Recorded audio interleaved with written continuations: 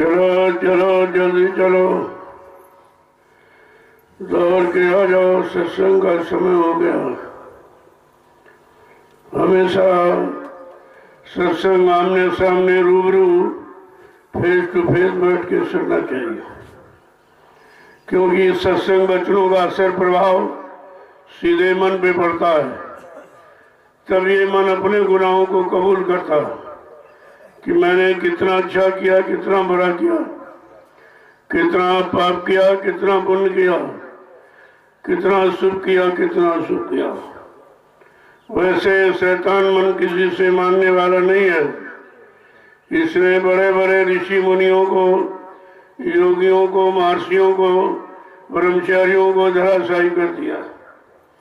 ऐसा ये शैतान मन हमारे सबके मनुष्य मंदिर में बैठा हुआ, और हम आप इसका कुछ नहीं कर सकते। इसकी जब जैसी इच्छा होती है, अपनी इच्छाओं वासनाओं की पूर्ति के लिए आपके शरीर को साथ में लेकर ये सब अपनी वासनाएं पूरी करता रहता है। अगर काम की इच्छा हुई तो काम की इच्छा को पूरी करा लिया, अगर क्रोध की इच्छा हुई तो क्रोध की इच्छा को पूरी करा लिया, लोभ मोह अहंकार की इच्छा हुई तो लोभ मोह अहंकार को पूरा करा लिया, और हम आप कुछ नहीं कर सकते। इन्हीं कर्मों को कराकर ये 4,84 लाख जो नरकों की योनियां है, उसी में बार बार जन्म मरण का कारण बनाता रहता है। इसको तो किसी ने समझ ही नहीं पाया। कबीर साहब ने इशारा करके कहा था, कबीर मन तो एक है, ये दो नहीं है। कबीर मन तो एक है, भावे तहां लगाओ, जहां इच्छा होती वहीं लगा देते हो आप। ताते तो कहते भावे गुरु की भक्ति कर, या भावे विषय कमाए, या तो गुरु के आदेश का पालन करे, उनके वचनों को माने, या विषय भोगों में लगा दे। दो नहीं, एक ही है। चाहे इधर लगा दो चाहे उधर लगा। जो अभी तक लगाया गया केवल विषयों में लगाया गया, भोगों में। गुरु के वचनों को सुना लेकिन उसमें लगा नहीं, उन वचनों को पकड़ा नहीं इसने। अगर वचनों के अनुसार हम आप लगे होते, करते होते, तो ये काल की मार से बच जाते। फिर किसी तरह का कोई झगड़ा नहीं था। झगड़ा तो नासमझी का है। तो कहा है कि मन मुरीद संसार है और गुरु मुरीद कोई साध है। सारा संसार मुरीद माने भक्त। वो संसार में संसार के भोगों का भक्त है, लेकिन कहते हैं गुरु मुरीद कोई साध। गुरु का तो भक्त कोई साधक होता है, ये सब नहीं होते। गुरु के पास आते तब भी वही कामना वासनाओं की पूर्ति के लिए ये बना दीजिए, ये कर दीजिए, ये दे दीजिए। अब उनको यही नहीं मालूम जो तुम मांग रहे हो वो तुम्हारा सामान नहीं है। दूसरे के सामान को इकट्ठा करो तो क्या वो तुम्हारा हो जाएगा। इकट्ठा करते करते कितनी की उम्र बीत गई, बचपन जवानी बुढ़ापा सब इसी में चला गया, और जो इकट्ठा किया वो तुम्हारे हाथ आया नहीं। तो आगे क्या कह रहे हैं, जो माने गुरु वचन को ताका मता अगाध है। जो गुरु को वचनों को मानता है उसका मत सत्य है, उसका रास्ता सत्य है, वो सही सच्चे रास्ते पर चल रहा है। और क्या कह रहे हैं, जो मन ही को प्रबोधिए मन ही को उपदेश, जो ये मन बस आवई शिष्य वही सब देश।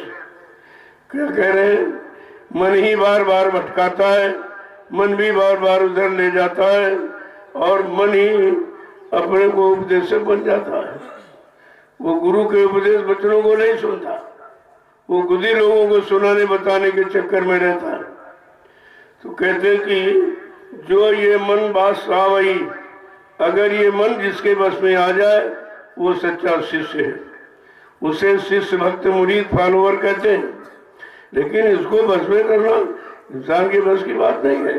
क्यों, कभी बस में किया नहीं किसी ने।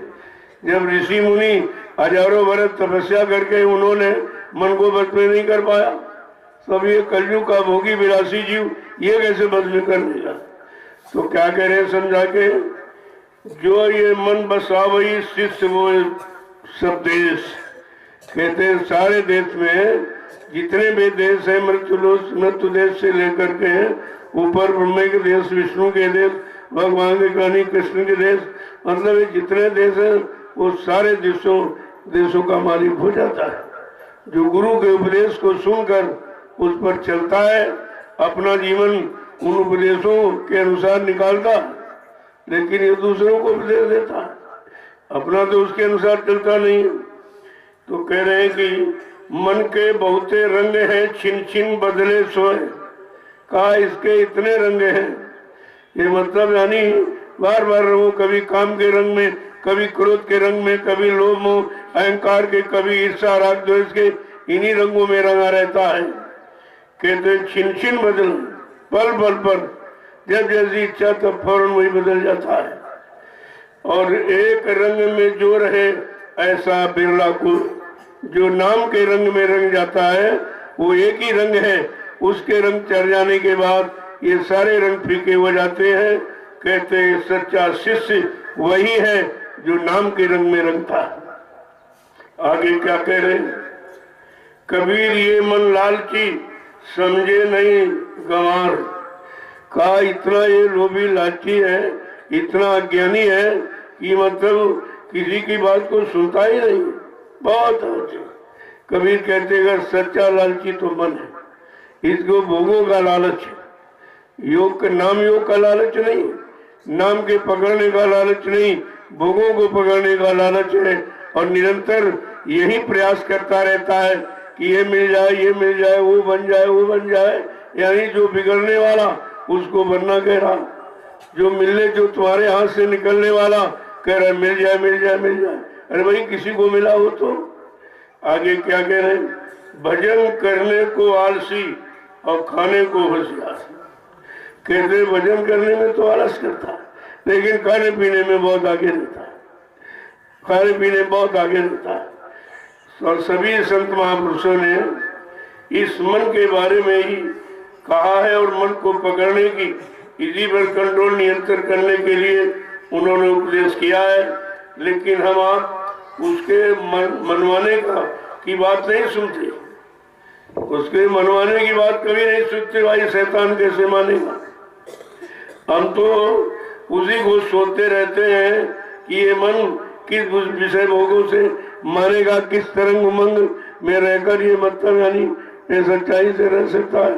लेकिन ये तो मालूम नहीं है कि जितना रंग आज तक आपने इस पर चढ़ाया या जिन जिन रंगों को इन्होंने पकड़ा वो सब फीका होगा, सब झूठा सिद्ध हुआ।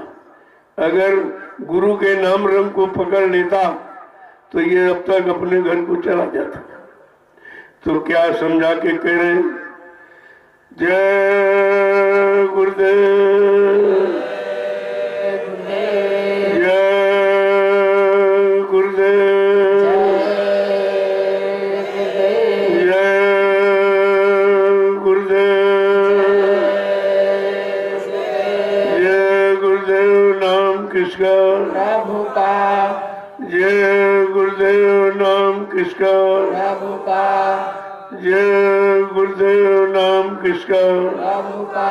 प्रभु का प्यारा नाम। जय गुरुदेव। समृद्ध दाता दयालु पूज्य स्वामी जी महाराज आज के इस प्रातःकालीन नैमिषारण्य की तपोभूमि पर लघु सत्संग में सम्मिलित होने वाले समस्त गुरासिक प्रेमीजनों, कैसा ये देश, कैसी इस देश की रचना और कैसा इस देश का रचने वाला मालिक है जो फंसाने के सिवा कोई काम ही नहीं करता। और हम उसकी चाल को और कर्म के जाल को कभी समझ नहीं पाते, कभी नहीं समझ पाए। इसलिए महापुरुषों ने जब नाम को जगाया तो 3 बार उच्चारण किया। 3 बार उनका मतलब समझते हो, त्रिवाचक। त्रिवाचक क्यों है मानता कि 3 बार अगर कोई कह दे तो पक्का विश्वास हो जाता है काम को पूरा करेगा, इस काम को पूरा करेगा, ये वादा, ये त्रिवाचक कराया जाता है। नहीं तो 4 बार बोल दिया जाता, 5 बार, या एक ही बार बोल दिया गया। त्रिवाचक और दूसरा शब्द है त्रिगुणातीत। ये सतोगुण तमोगुण रजोगुण से बिल्कुल अलग तरह का। ऐसा ये नाम, ऐसी नाम की महिमा और उस नाम का ऐसा काम है। लेकिन समझ में जब आएगा, जब आप सत्संगों में निरंतर भीगते रहोगे, डुबाते रहोगे मन को, इसको निकलने मत दो। जब ये डूबा रहेगा उसी में धीरे धीरे धीरे धीरे सराबोर हो जाएगा। जब सराबोर हो जाएगा दूसरा काल माया का कोई रंग इस पर चढ़ेगा नहीं, न काम का, न क्रोध का, न लोभ मोह अहंकार का, न ईर्ष्या राग द्वेष का, कोई रंग नहीं चढ़ेगा। लेकिन समझा के क्या कह रहे, महापुरुषों के दो वचनों को सुन लो तो आपकी समझ में आ जाएगा कि वास्तव में हमें क्या करना चाहिए, क्या पकड़ना चाहिए, क्या छोड़ना चाहिए। अभी तक हम यही नहीं समझ पाए कि हमारी पकड़ किसकी होनी चाहिए।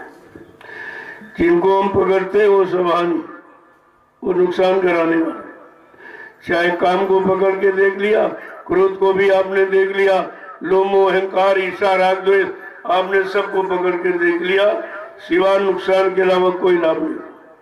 और समझ अभी नहीं आ रही कि भाई इनसे हम दूर हो जाए, जो हमारा नुकसान कर रहा हम उससे दूर रहे, क्यों उसको अपना बना के पकड़ के रखे। लेकिन समझ में आवे तब तो, हम तो समझते हैं इसमें फायदा हो रहा, और यही समझ कर सब पकड़े।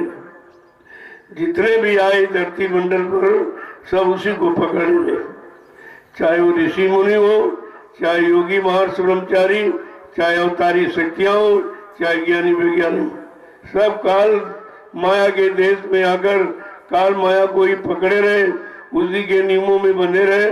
उन्होंने अपने बारे में कुछ नहीं सोच पाया। जिनको हम सब कुछ सर्वोपरि मानते हैं, जब वो नहीं बेचारे कुछ कर पाए तो हमें कहां से मिल जाएगा। अगर उनसे हम इच्छा भी रखें तो जो उन्होंने खुद नहीं पाया तो तुम्हें कैसे प्राप्त करा देगा। लेकिन समझ में कहा है, किसी ने समझ पाया।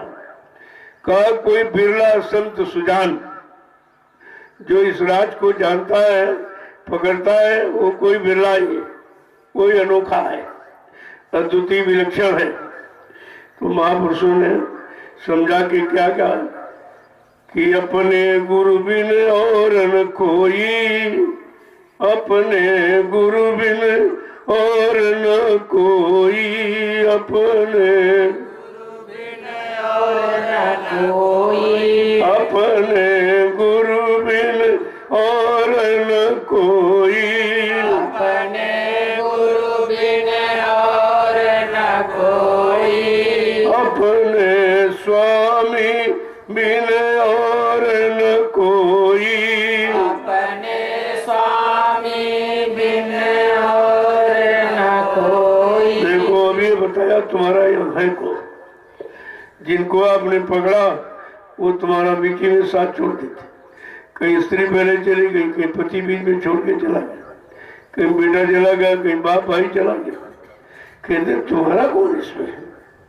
तो समझा के कह रहे, पहले तो बताया कि जिनको आज तक आपने पकड़ा, किसी ने आपको बताया नहीं कि तुम्हारी पकड़ ये ढीली है, ये कभी छूट जाएगी और तुमको इसमें तुम कुछ कर नहीं पाओगे। इसीलिए रिश्ते का भेद उन्होंने खोला कि देहरी तक पत्नी का नाता, देहरी तक ही पत्नी का नाता, पोली तक माँ का नाता है, मरघट तक जाते भाई बंधु, पर हंस अकेला जाता है। एक ही लफ्ज में, शब्द में सारे रिश्तों का भेद बता दिया कि भाई ये सब तुम्हारा यहाँ तक के साथ है। ज्यादा ज्यादा आंसू बहा के ये मरघट के से सब वापस लौट आएंगे, तुम्हारे साथ कोई जाने वाला नहीं है।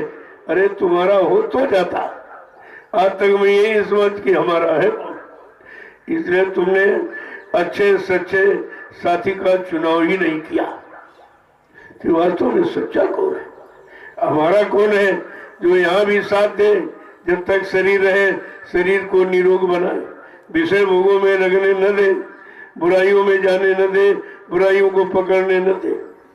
तो कहते हैं कि संगी साथी गुरु को लेना, इस संगी साथी गुरु जी को लेना, वो भेद इन्हीं का जाना है और सुरति शब्द का साधन करके और अपने घर चढ़ जाना है, फंसना नहीं देश विराना है।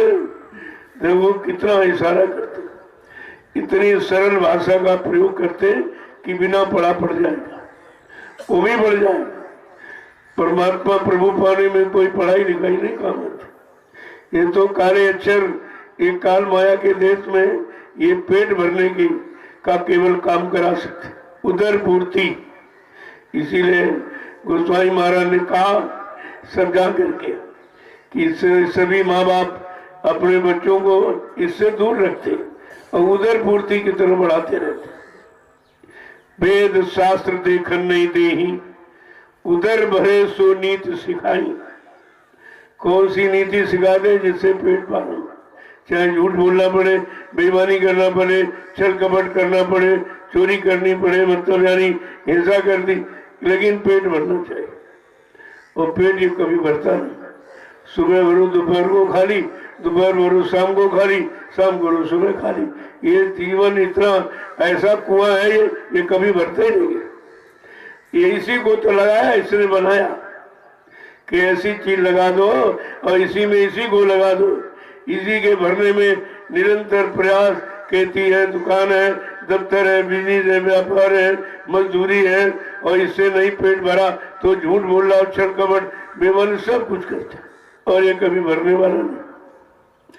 कि सब सामान धोखे का है, सब धोखा साथ में तुम्हारे जोड़ दिया, और इसी धोखे की पूर्ति में हम लगे रहते।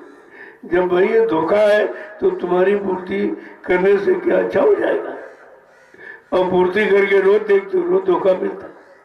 सुबह नाश्ता किया कहते दोपहर फिर खाली हो गए, दोपहर में भरा, रात शाम को फिर खाली, और शाम को भरा, सुबह फिर खाली। इसी की पूर्ति में जीवन चले गए और किसी ने इसको भर नहीं पाया। तो कहते तुम सच्चे साथी का चुनाव कर लेते तो ऐसी वो नाम की जड़ी औषधि बूटी दे देता, फिर आपको इनकी आवश्यकता ही नहीं पड़ती, इनकी आवश्यकता नहीं पड़ती। इच्छा हुई तो रोटी डाल दी, नहीं तो कुछ नहीं। जब नाम का नशा चढ़ता है तो सब कुछ भूल जाता है। मीरा बाई को जब नाम का नशा चढ़ गया, पहले तो परिवार में नहीं देखा, रहे यहाँ तो कोई ऐसा नहीं जो हमारी बात करे या हमको कोई लाभ देने की बात करे, सब अपने अपने स्वार्थ लाभ की पूर्ति में लगे हुए। धीरे धीरे उसमें वैराग पैदा हुआ, इस राग से अलग दूर होने की भाव पैदा होने लगी। अरे भाई इनमें तो कुछ नहीं, बहुत किया, 1 साल किया, 2 साल किया, और 1 पन 2 पन और सब निकले जा रहे और मेरा कुछ नहीं।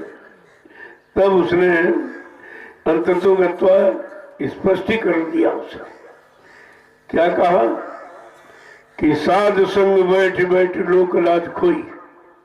सबको अपने साधकों की, सच्चे प्रेमियों की संगत पे बैठ करके हमने सब कुछ छोड़ दिया, खो दिया। साध संग बैठ बैठ लोक लाज खोई, अब तो बात फैल गई जाने सब कोई, और मेरे तो सदगुरु दयाल दूसरों नहीं कोई।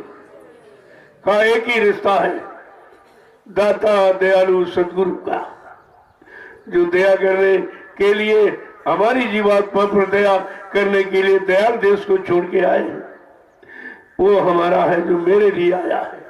अपना धाम, अपना सब कुछ छोड़ करके हम हमारे लिए आ गए और हमें समझा रहे हैं, और तरह तरह से यानी प्रमाण दृष्टांत देकर हमको खड़ा कर रहे हैं, और काल माया की जकड़ों से अकड़ों से अलग कर रहे हैं। देखो कैसे समझा के। तो कहा कि तुम और कोई नया काम तो नहीं कर सकते, क्योंकि शक्ति खत्म, जो थी वो सब भोगों में बर्बाद कर दी, बिल्कुल पानी की तरह नाली में बहा दिया, मिला कुछ नहीं मिला। तो कहा कि तुम नया काम मत करना, कर नहीं सकते हो, लेकिन जिसमें लगे पड़े उसी को छोड़ दो, जो रोज करते हो उसी को छोड़ दो। क्या करते हो आप कि इंद्रिय द्वारे बंद कर रखना, ये इंद्रिय द्वारे ये बंद कर रखना, और मन पर अंकुश लाना है, फंसना नहीं देश बिलाना है। संगी साथी गुरु जी को लेना, और भेद इन्हीं का जाना है, और सुरति शब्द का साधन करके और अपने घर चढ़ जाना है, फंसना नहीं देश बिराना है। लेकिन अपने देश चलने की भी तैयारी में कौन लगा? यहाँ जो भी आते सब यही की तैयारी कर रहे, ये बन जाए, ये बना दीजिए, ये बन जाए, इसको बन जाए। अरे ये बनाते बनाते करते ये सारा जीवन चला गया, बना बनाया कुछ नहीं। क्यों? ये सब बिगड़ने वाला, ये सब नष्ट होने वाला, ये तुम्हारे से सब छूटने वाला है। जिसको तुम कहते हो बड़ा मकान बना दीजिए, दुकान चलने लगे और ये हो जाए वो हो जाए, अरे ये सब तुम्हारे से छोड़, तुमको एक दिन सब छोड़ देंगे। तुम छोड़ो चाहे ना छोड़ो, फिर भी तुमको छोड़ देंगे। तुमने जिनको पकड़ा है ये पकड़ तुम्हारी काम नहीं करेगी, झटका मार करके ये छीन करके चला जाएगा। तो कहा कि इंद्रिय द्वारे बंद कर रखा, बस बस यहीं से काम की शुरुआत है। आज तक इंद्रिय दरवाजों को खोल के रखा, कहा जब तुमने खोला उन्हीं से सारी शक्ति बह गई, शक्ति छीन हो गई, खत्म हो गई। कहा अब इनको बंद करो। ये 9 द्वारे हैं, 9 दरवाजे, 2 आंख के, 2 कान के, 2 नाक के सुराग, नीचे गुदा और इंद्री का, इन दरवाजों को बंद करना। बंद करने का मतलब समय अनुकूल सदुपयोग करना, इसको बंद करना कहते हैं। लेकिन दुरुपयोग नहीं करना। जब जरूरत है तो ठीक, जब जरूरत हो गई बात खत्म हो गई, वहां से वहीं से आपको छोड़ देना चाहिए। अरे बस भाई इनसे जो काम लेना था करना था वो तो काम हो गया, अब हम उधर की तरफ नहीं, अब इधर की तरफ चलेंगे, अब अपने काम में लगेंगे। तो किस तरीके से असली काम क्या है, अभी तक हम काम को नहीं समझ पाए। हम काल के सामान को इकट्ठा करने को अपना काम समझते और रात दिन उसी को इकट्ठा करने वाले, और ये कह रहे हो हमारा हमारा हो जाएगा। भाई दूसरे का तुम्हारा हो कैसे जाएगा? क्या इकट्ठा करने से तुम्हारा हो जाएगा? और कितनों ने इकट्ठा किया? तुम्हारे पास तो कागज की मुद्रा है जिसका कोई अस्तित्व नहीं है, वो तो सांकेतिक प्रमाणित सिक्का है। और भी बीच में आपने देखा एक धक्का लगा कर नोट बंद, नोट बंद, सब बेचारे चिंतित हो गए। ये एक इशारा आपको हुआ कि किसी समय बंद हो सकता है, और तुम ऐसे देखते रह जाओगे। बड़े बड़े पूंजीपतियों के हार्ट अटैक हो जाएंगे कि उन्होंने कागज को इकट्ठा करने में जीवन लगा दिया। अब कहते कागज, जब सोने चांदी हीरे जवाहरात मोहर असरबियों के सिक्के नहीं चल पाए, ये कागज की मुद्रा का क्या क्या कयामत कब खत्म हो जाए, और तुम रोते चिल्लाते रह जाओ। अभी बीच में एक झटका लगा, लेकिन समझ में अभी नहीं आया। एक झटका लगा, फिर भी नहीं समझ में आया कि अरे भाई वो तो बंद हो गया, ये बंद होने का प्रश्न क्या, वो भी धोखा था। नोटबंदी कहाँ बंद कहाँ हुआ? नोट के बदले नोट दिया, और घटिया कागज का, लंबाई चौड़ाई कम, घटिया कागज, यानी और कटौती हो गई इसमें। तो हम कभी समझ ही नहीं पाते हैं कि बंदी का मतलब क्या। कितनी बंदी यहाँ हुई, यहाँ मेड़बंदी, नसबंदी, घर बंदी, सड़क बंदी, यातायात बंदी, कार्यालय, न्यायालय, विद्यालय बंदी, कौन सा काम करा? अरे किन बंदी, यहाँ बंदी बनकर रहकर कब समझोगे कि हम किसी के बंधन में हैं? जब चाहता हमें बंधनों में बांध देता है और हम कुछ कर भी नहीं पा रहे उसका। लेकिन किसी विद्वान ने इस पर दृष्टि डाली भी तक, किसी महात्मा ने, नेता ने इस पर दृष्टि डाल पाई? ये सब क्या खेल तमाशा हो रहा, और दुख देने वाला, शांति सुकून लाभ देने वाला नहीं, दुख देने वाला। तो कहा तुम अपने पहले काम को समझो, हमें करना क्या है। अब संत मत में एक निर्णय है कि मतलब कि तन नगरी में सुरती फंसी है, इस तन नगरी में ये सुरती फंसी है, इसको यार छुड़ाना है, फंसना नहीं देश बिराना है। संगी साथी गुरु जी को लेना और भेद इन्हीं का जाना है, और सुरति सत्य का साधन करके अपने घर चढ़ जाना है, फंसना नहीं देश बिराना है। अपने घर जाने के लिए कोई रेल मोटर का तांगा थोड़ी मिलेगा, वो तो सूरज सत्य पर सवार होकर पकड़ के आई थी, उसी को पकड़ के जाए। और उस शब्द का ज्ञान भान अनुभव कराने आते, लेकिन हम आप उनकी बातें नहीं समझ पाते। अगर समझ जाए तो काम बनने में दिया रखे, केवल समझने में देर। अगर जिस दिन समझ में आ जाए उसी दिन से अपना काम प्रारंभ हो गया। तो कहते हैं तुम्हारा यहाँ कोई नहीं है। जिनको जिनको समझा सबसे धोखा मिला, और जिनको समझे हो ये धोखा देके आपका साथ छोड़ दे, और तुम कुछ कर नहीं सकते। अरे भाई कितने यहाँ से चले गए साथ छोड़कर। अगर तुम्हारा कोई होता तो तुम्हारे पास फोन ऑन जरूर करता। क्या किसी ने किया कि हम कहाँ चले गए? पति चला गया, आज तक पत्नी का होश आया, उसको बच्चों का होश आया, अपनी घर गृहस्थी परिवार का होश आया, जो सामान उसने जमीन दुकान मकान बनाया क्या उसका होश आया? उसको कैसे समझोगे? ये रोज तुम्हारे साथ हो रहा धोखेबाजी। हम धोखेबाजी को समझ नहीं पा रहे। ये सब चले जा रहे हैं, और बाद में चिट्ठी तो नहीं थी, कोई खबर नहीं दी। अरे भाई अपना होता तो चिट्ठी खबर जरूर देता कि मैं भला लोक पे आ गया हूँ, तुम भी आ जाओ। कोई नहीं।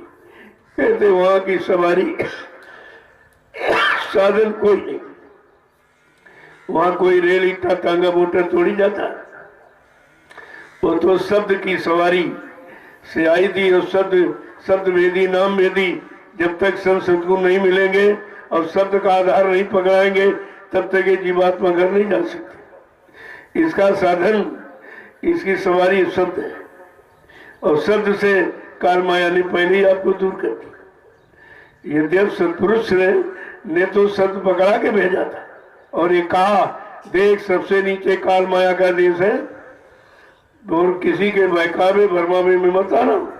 अगर तुमने शब्द का आधार और शब्द डोर नाम डोर छोड़ दी तो काल माया का देश वो अपने कर्मों के जाल में फंसा लेगा, फिर तुम वापिस आ नहीं पाओगी। बहुत समझा बुझा के ले जाओ, लेकिन यहाँ आने पर उसने ऐसा भ्रमित किया। पूछ रहा कहते भाई अपने देश से आई तो क्या लेके आई, जरा सामान दिखाइए। तो बस हम आप इसी भ्रम में हो गए कि हमारा हितैषी भाई पूछ रहा है। और वो पूछ रहा था इसलिए कि पूछ करके फिर तुम्हारा सामान गिरा देगा, तुम्हें खाली करके अपना सामान पकड़ा देगा, इसलिए पूछ रहा। अरे कहा अपने देश से आई हो। अरे भाई क्या सामान लेके आए? उस समय हमारी सब बात सच्चाई ईमानदारी प्रेम प्यार मोहब्बत सेवा दया सदाचार परमात्मा की यादगार त्याग संयम वैराग अच्छा खान पान अच्छे कर्म सब कुछ था, बड़ा बड़ा था। उसने करे फेंक इस सामान को, मेरे देश में आई है मेरा वाला सामान। हमने आपने समझा कोई अच्छा सामान देगा, तो उसने जो हम अपना अच्छा वाला पकड़े तो उसको गिरा दिया, कहा फेंक इसको। जब उसको आपने फेंक दिया तो उसने कहा मेरे देश में मेरा वाला सामान लो। तो काल का सामान क्या? कहा झूठ है, छल है, कपट है, बेईमानी, हिंसा, ये मारकाट सब उपचार को गंदा खान पान सब को दे दिया। हमने आपने दिल खोल के लिया। अब एक महापुरुष से आवाज उठी है कि कलयुग में कलयुग जाएगा और कलयुग में सतयुग आएगा। आया नहीं अभी, न सतयुग आया न कलयुग गया, ऐसे थोड़ी चला जाएगा। कहा बच्चा कलयुग सतयुग के टक्कर में निकल कचूमर जाएगा, और आज सारे विश्व का कचूमर निकल रहा, ऐसे कलयुग जाएगा। ऐसे कोई अपना घर जल्दी मुकाम नहीं छोड़ता है। कहा जाएगा नहीं, भगाया जाएगा। जो भगाएगा वो कितना महान होगा, क्योंकि आज तक जितने आए सब कलयुग की व्यवस्था में रहे, कलयुगी कर्म कलयुगी खान पान संग सोबत में पते रहे, और महापुरुष कह रहा मैं कलयुग को भगाऊंगा और सतयुग को लाऊंगा। ये काम मेरा न कोई कर सकता है, न हमको इस काम से कोई रोक सकता है। ये भी चैलेंज है। देखो कितना बड़ा चैलेंज है। और आज तक हम इसी शब्द को नहीं पकड़ पाए कि कलयुग जाएगा, सतयुग आएगा। किसी के घर में कोई आ रहा है और इतने दिन रहेगा और कहा नहीं अपने बल पौरुष से, क्योंकि विधान नहीं अभी विधान युग परिवर्तन का नहीं था। जो धार्मिक पद्धति से बनाया लिखा गया है उसके अनुसार अभी कलयुग का प्रथम चरण 5,500 वर्ष ही निकल पाए। लेकिन समर्थ मालिक ने अपनी समर्थ शक्ति की पहचान दे दी कि मैं अपनी तपस्या त्याग के बल पर 1,000 वर्ष के लिए सतयुग लाऊंगा और जितने जीवों को नाम से जोड़ा या नामदान जिनको दिया उनकी जीवात्मा को घर पहुंचाऊंगा। और जब तक घर नहीं पहुंचा लूंगा इस मानव शरीर को छोड़ के जाने वाला नहीं हूं। लोगों कितनी बड़ी बात है। हम इसी वादे को अभी तक नहीं समझ पाए और एक को नहीं 45 करोड़ को सुनाया समझाया गया, किसी की समझ में नहीं आया और सब शरण छोड़कर ही भाग गए। कोई नहीं टिका गुरु की शरण।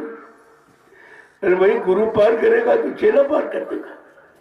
इतनी बात तो समझ में आनी चाहिए, लेकिन वही बात अभी तक नहीं समझ पाए।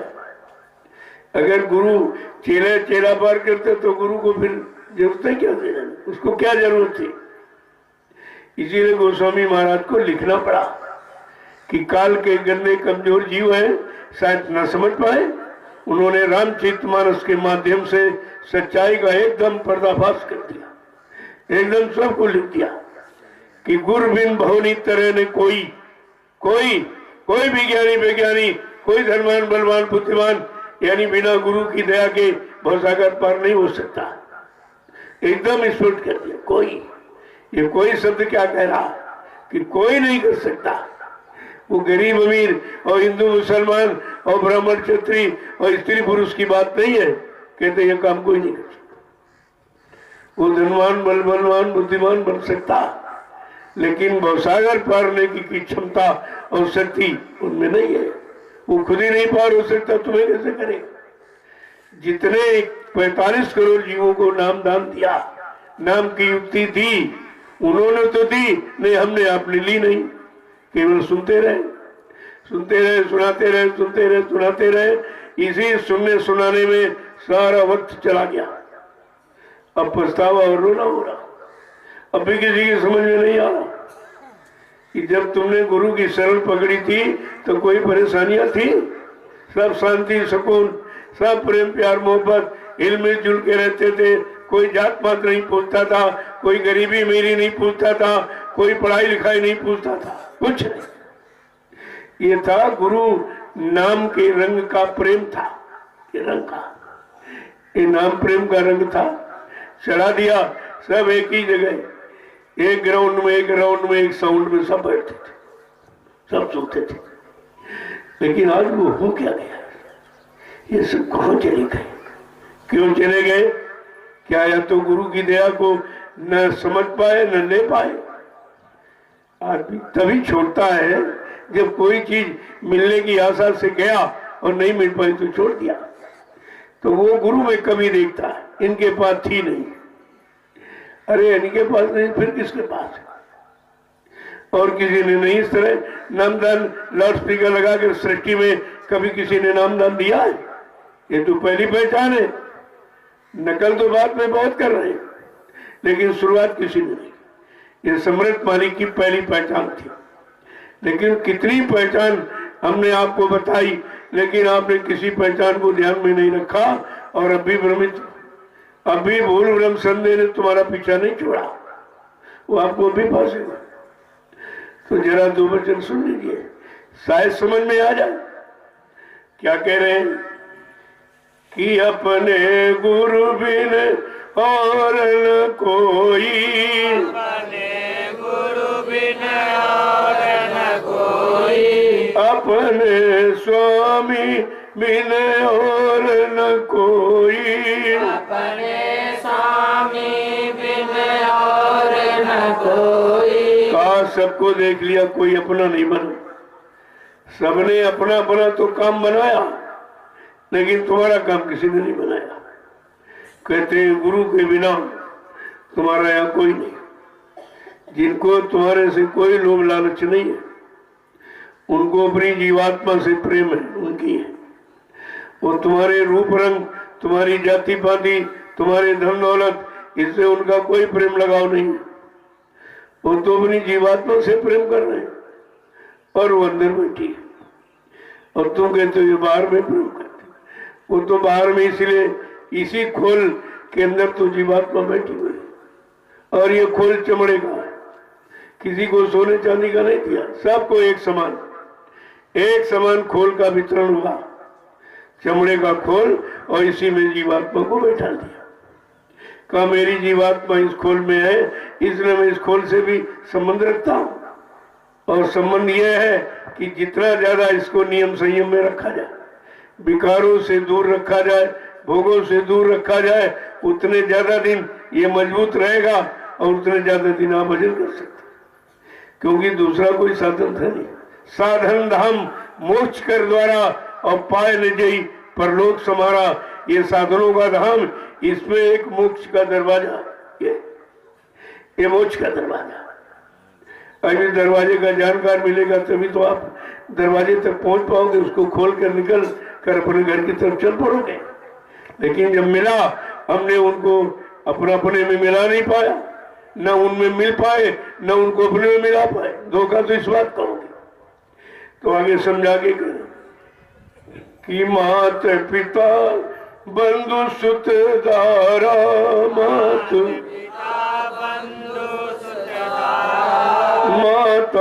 पिता बंधु सुत दारा, माता पिता बंधु सुत धारा, स्वार्थ के सब नाते होई,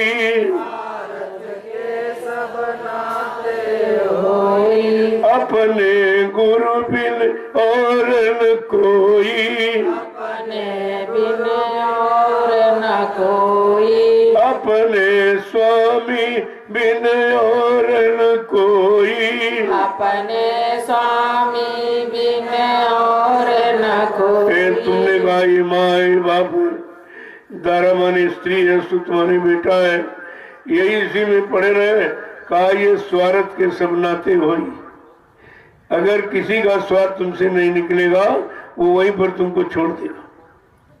तुम्हारे से हमदर्दी नहीं है, तुमसे काम हो रहा है उसकी हमदर्दी। आगे क्या कह रहे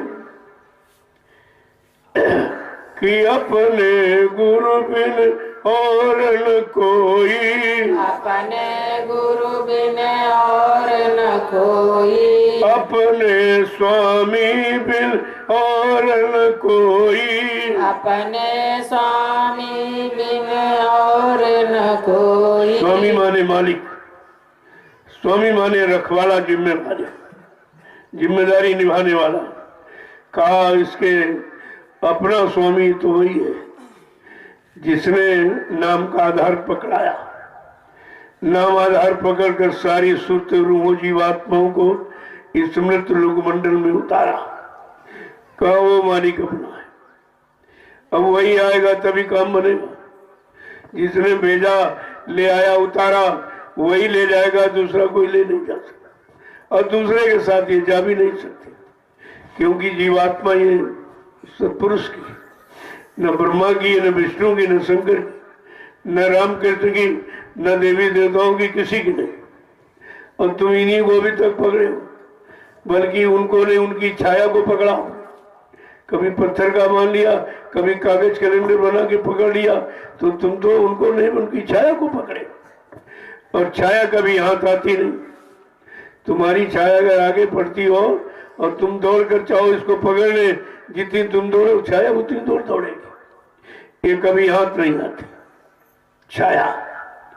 और यहाँ माया नहीं, माया की छाया, वो तो माया का लोक है, वहां माया बैठी। जब हम छाया में फंस गए और छाया से नहीं निकल पा रहे, समझ नहीं पा रहे, तो उस माया को कैसे सके। कहा तो बहुत बलवान है जिसने ब्रह्मा विष्णु महादेव को इतना नचाया है, इतना भटकाया, इतने मार लगाई, कहते जो वो नहीं बच पाए तो हम सब कलयुग के गंदे कमजोर जी कैसे बच पाएंगे। हमें आपको बचाने के लिए किसी की दया चाहिए, किसी का सहयोग सहारा चाहिए।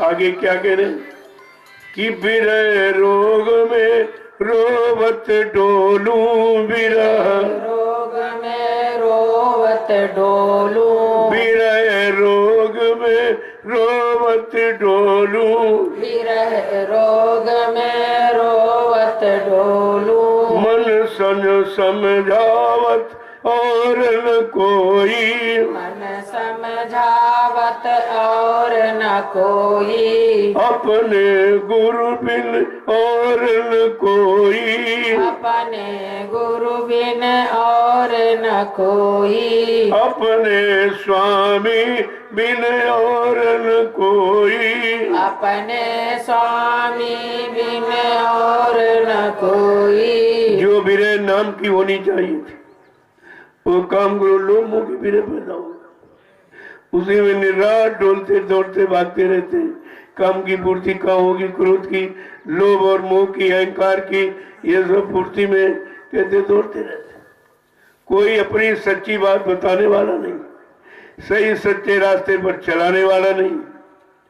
तो समझा के क्या कहना कि सतगुरु स्वामी चरण नमामि, सतगुरु स्वामी चरण नमामि, सतगुरु स्वामी चरण नमामि, सतगुरु स्वामी चरण नमामि, चित धर लो अब सब कोई, चित धर लो अब सब कोई, चित धर लो अब सब कोई, चित धर लो अब सब कोई, अपने गुरु बिन और न कोई, अपने गुरु बिन और न कोई, अपने स्वामी बिन और न कोई, अपने स्वामी बिन और न कोई। सदगुरु स्वामी चरण नमामि, इन्हीं को नमन करो। यही नमन तुम्हारा सारे का समन और दमन सब कर देगा। काम का, क्रोध का, लोभ का, मोह का, अहंकार का, इनका समन और दमन सब कर देगा अगर स्वामी सदगुरु स्वामी के चरणों को नमन करने लगे, सीख जाए, जान जाए। आगे क्या कह रहे हैं कि चरण शरण का ले सहारा, चरण शरण का ले सहारा, चरण शरण का ले सहारा, चरण शरण का ले सहारा, मत भटके ये मन मोही, मत भटके ये मन मोही, मत भटके ये मन मोही, मत भटके ये मन मोही, अपने गुरु बिन और न कोई, अपने गुरु बिन और न कोई, अपने स्वामी बिन और न कोई, अपने स्वामी बिन और न कोई। वो सारे रिश्तों की जानकारी करने के बाद बताया तुम्हारा सच्चा हितैषी, सच्चा सहयोगी, शुभचिंतक, रहबर रहनुमा कहते तुम्हारा सदगुरु स्वामी, उनके सिवा और कोई नहीं। उन्हीं की शरण चरण का एक सहारा जो हमारा पक्का आधार है, एक सच्चा सहारा है। तो कहते कि मत भटके मन, इसको अब भटकने मत। बहुत भटका है, बहुत अटका है, यानी मतलब कहते अब इसकी भूल भरम की भटक दूर कर लो। कैसे? का सतगुरु स्वामी चरण नमामि। जब तुम्हारा आधार सतगुरु स्वामी की चरण बन जाएगी। आगे क्या कह रहे कि सतगुरु स्वामी, सतगुरु स्वामी, सतगुरु स्वामी, सतगुरु स्वामी, सतगुरु स्वामी, सतगुरु स्वामी, सतगुरु स्वामी, सतगुरु स्वामी, जपत रहे ये फल सोई, जपत रहे फल ये सोई, जपत रहे फल ये सोई, जपत रहे फल ये सोई, अपने गुरु बिन और न कोई, अपने गुरु बिन और न कोई, अपने स्वामी बिन और न कोई। अपने स्वामी बिन और न कोई। कहते तुमने मन को स्वामी बनाकर इसकी का कहना मानते रहे और ये तुमको काम करो लोभ मोह अहंकार की तरफ ले जाकर उसमें फंसाता रहा। कहा जरा सदगुरु स्वामी के चरण नमामि, अगर वहां नमन करने लो, नमन का मतलब वहीं झुकना है, झुकना वहां जहां कुछ मिले, जहां कुछ है नहीं वहां कोई नहीं झुकता, लेकिन हमारा झुकाव और रुझाव उसी तरफ है जहां कुछ मिला ही नहीं अभी तक, तो अब क्या मिल जाए। लेकिन ये समझ में नहीं आ पा रहा कि नहीं मिल रहा, फिर क्यों लगे, फिर उसी तरफ क्यों बढ़ते चले जा रहे जहां निरंतर दुखों की मार पड़ रही है, लेकिन समझ में कुछ नहीं आ रहा। हमारा रुझाव झुकाव उसी तरफ है जहां कुछ नहीं मिलना। अरे जब इतने दिन नहीं मिला तो अब काम है, जब किसी को नहीं मिला सब बेचारे खाली चले गए यहाँ त्यहां से, क्योंकि वो सच्ची अच्छी बात, सच्चे अच्छे रास्ते पर चलाने की युक्ति किसी के पास थी नहीं। जब थी नहीं तो देता कौन आपको, और जब मिली तो हम आप उसको पकड़ नहीं पा रहे। सबसे बड़ी अहम बात तो अहम समस्या यही है, एक तो कोई देने वाला है नहीं और देने वाला मिला तो उसको हमने अपना बना नहीं पाया। दुख मुसीबत परेशानी तो उस बात की, एक इशारा मिला कि गुरु बिन मेरा और भी कोई नहीं है। मैंने सबको देख लिया, सबने अपना काम बनाया, लेकिन मेरा काम किसी ने नहीं बनाया। अपने अपने स्वार्थ भोगों की पूर्ति में शरीर से जुड़े रहे, लगे रहे। जब शरीर की शक्ति खत्म, बुढ़ापा आ गया तो झगड़ा शुरू हो गया, क्योंकि अब वो अभिष्ट की पूर्ति नहीं हो रही। जब तब नहीं हुई तो अब क्या मिलेगा। जीवन खत्म हुआ तब जीने का ढंग आया। कहते सारा जीवन समाप्त हो गया तब जीने का तरीका समझ में आया कि हमें जीना कैसे। देखो तीन चीजें, जन्म जीवन और मृत्यु। जन्म तो हो गया और जीवन चल रहा, आगे मृत्यु खड़ी, वो खत्म कर देगी सब। वो जीवन को भी और जन्म को भी सबको मृत्यु में बदल देगी, वो आगे खड़ी। जब ये पता चल गया कि हमें आपको जीवन तो मिला है, मतलब यानी जन्म तो हो गया, अब जीवन की शुरुआत हो गई, लेकिन जीवन की शुरुआत तो हो गई, जीवन का अंत कहते मृत्यु। मृत्यु इसका अंत है, यानी मृत्यु के हवाले हमें जरूर होना पड़ेगा। तो हम मृत्यु के हवाले होने के पहले अपना काम क्यों न बना ले कि अब दोबारा कभी मृत्यु के चक्कर में आना ही नहीं पड़े। उसी के लिए प्रयास हो, सारा प्रयास उसी के लिए हो रहा है कि दोबारा इस मृत्यु के हवाले न होना पड़े, न जन्म लेना पड़े, न मौत के यानी उसमें शिकंजे में हमें जाना पड़े।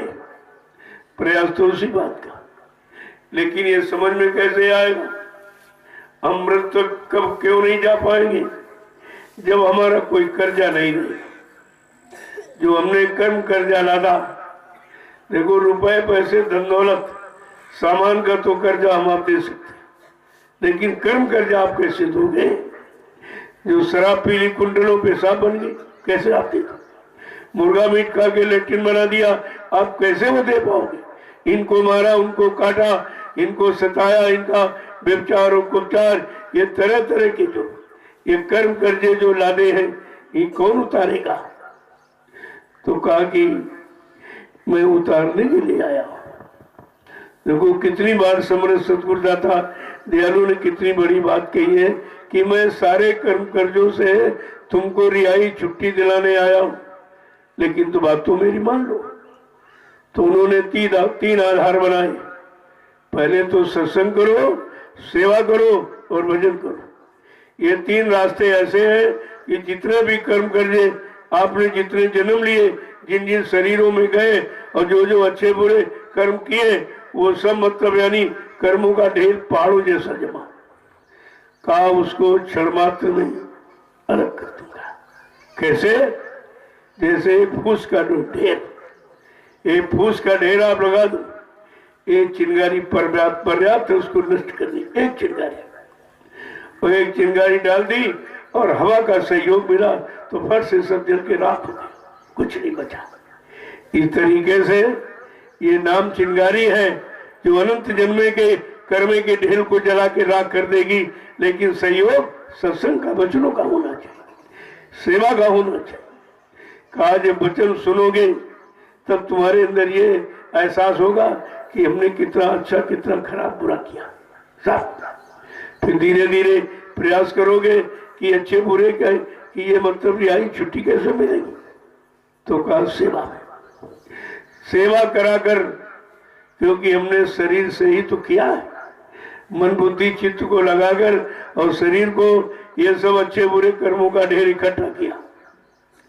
और कहा इसलिए तुम्हारे शरीर को, मन को, बुद्धि चित्त को अब सेवा, वो भी कौन सी सेवा? परमार्थी सेवा। सेवा तो आप दिन रात करते हो, परिवार की, बाल बच्चों की, समाज की, देश की, ये सब सेवा आपने की, लेकिन आपने सूरत की सेवा की, जिसके लिए मानव शरीर मिला। सूरत माने जीवात्मा की सेवा, यानी नाम की कमाई, ये किया आपने? नहीं किया। तो काम तो ये करना था। इसलिए कहा तन की सेवा, मन की सेवा और धन की सेवा और चौथी सूरत की सेवा। ये सबसे महत्वपूर्ण है। सूरत की सेवा के लिए ही ये सारी सेवाओं का अभ्यास कराया जाता है। इन अभ्यासों से जब कर्म कर्जा उतर जाएगा तब आपकी सूरत की सेवा प्रारंभ हो जाएगी, क्योंकि जिंदगी में वो भी नहीं कुछ कर पाएगा। तो कितना बड़ा प्रयास जो कभी किसी ने नहीं किया। तुमको कर्मों से रिहाई, छुट्टी दिलाने का काम किसी ने याद किया ही नहीं। ऐसा मालूम देता किसी के पास युक्ति थी नहीं, तभी तो नहीं किया, या उनको अधिकार नहीं होगा करने का। कोई ना कोई बात तो जरूर है कि इतने आए और किसी ने नहीं किया, कारण क्या?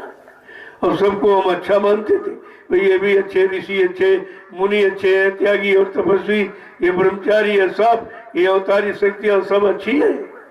लेकिन अच्छी सच्ची थी तो अच्छे सच्चे काम में क्यों नहीं लगाया?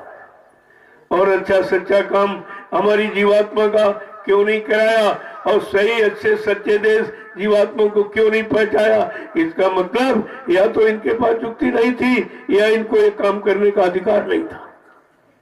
धीरे धीरे सत्संग वचनों से सब समझ में आने लगेगा। आप सत्संग में पड़े रहो, धीरे धीरे सब समझ में। यहाँ तीनों काम आप इस नैमिषारण्य की तपोभूमि पर आपके तीनों काम हो रहे हैं। आप सुबह आपने भजन किया, अब आपको सत्संग मिला, अभी आपको सेवा मिल जाएगी। ये तीनों काम यहाँ पर, और यही तीनों हमारे आधार हैं। और ये काम आप दुनिया में कहीं नहीं कर सकते, ये तीनों काम कहीं नहीं कर सकते। और बगैर सत्संग और सेवा के भजन हो नहीं सकता।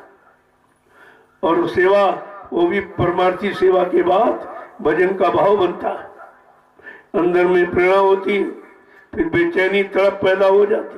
नहीं नहीं, हमारा समय सब निकल गया, जो बचा है अब हम अपना समय उसी में लगाएंगे, अब किसी में नहीं लगाएंगे, और नाम में लगाएंगे। कितनी जल्दी नाम की कमाई कर ले, हमारा काम हो जाए। भाई आपने दाम की कमाई करके पूरी जवानी गंवा दी, लेकिन दाम की कमाई आप लेके नहीं जा सकते, क्योंकि वो तुम्हारी नहीं है। यही सच्चा उसका परिचय कि तुम्हारी नहीं है। और हम आज तक इसे यही नहीं समझ पाए कि हमारी नहीं है। अपना अपना कह के हम इसी को इकट्ठा करने में पड़े। जब समय निकल गया, सारा इकट्ठा करने में चला गया और उसको छीन लिया कर, नहीं तुम नंगे आए थे नंगे जाओगे। ये तो मैंने प्रयोग के लिए आपको दिया, वो भी सदुपयोग के लिए। और या समझो मैंने ये व्यवस्था, ये कर्मों की जाल मैं आपको फंसाने के लिए बनाई थी।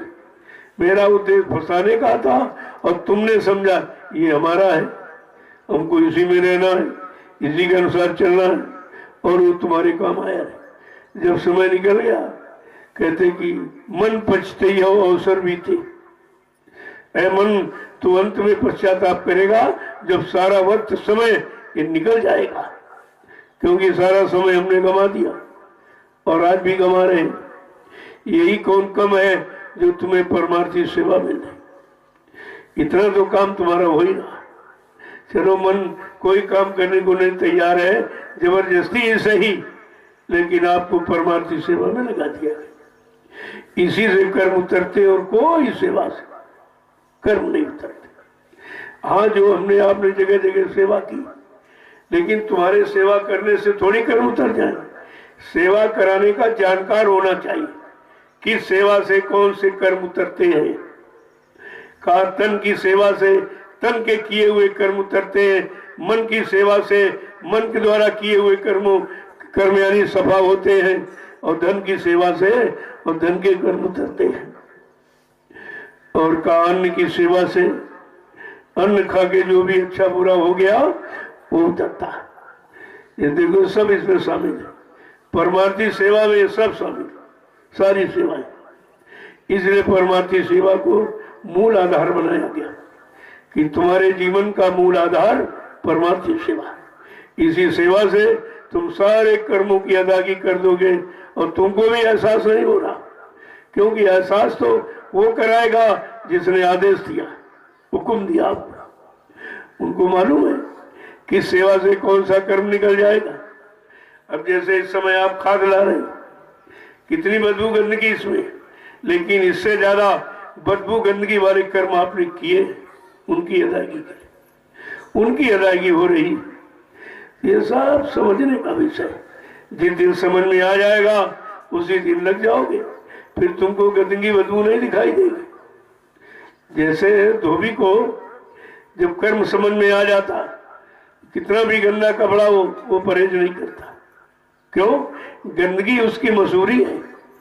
जो गंदगी आपने नहीं साफ कर पाई या कहीं से साफ नहीं हुई, अगर जो साफ कर दे उसका नाम हो जाता कि भाई बहुत अच्छा है, साफ गंदगी करा, लेकिन उपमा अच्छे की मिल रही। क्यों? वो गंदगी और कोई साफ नहीं कर सकता था, इतना वो सर्वशक्तिमान है। इसलिए तो शरीर की गंदगी तो आपने साबुन लगा दिया, पानी डाल दिया, खत्म हो गया, लेकिन मन की गंदगी कैसे साफ करो? गंदगी तो वही अड़चन डाल रही, मन की गंदगी।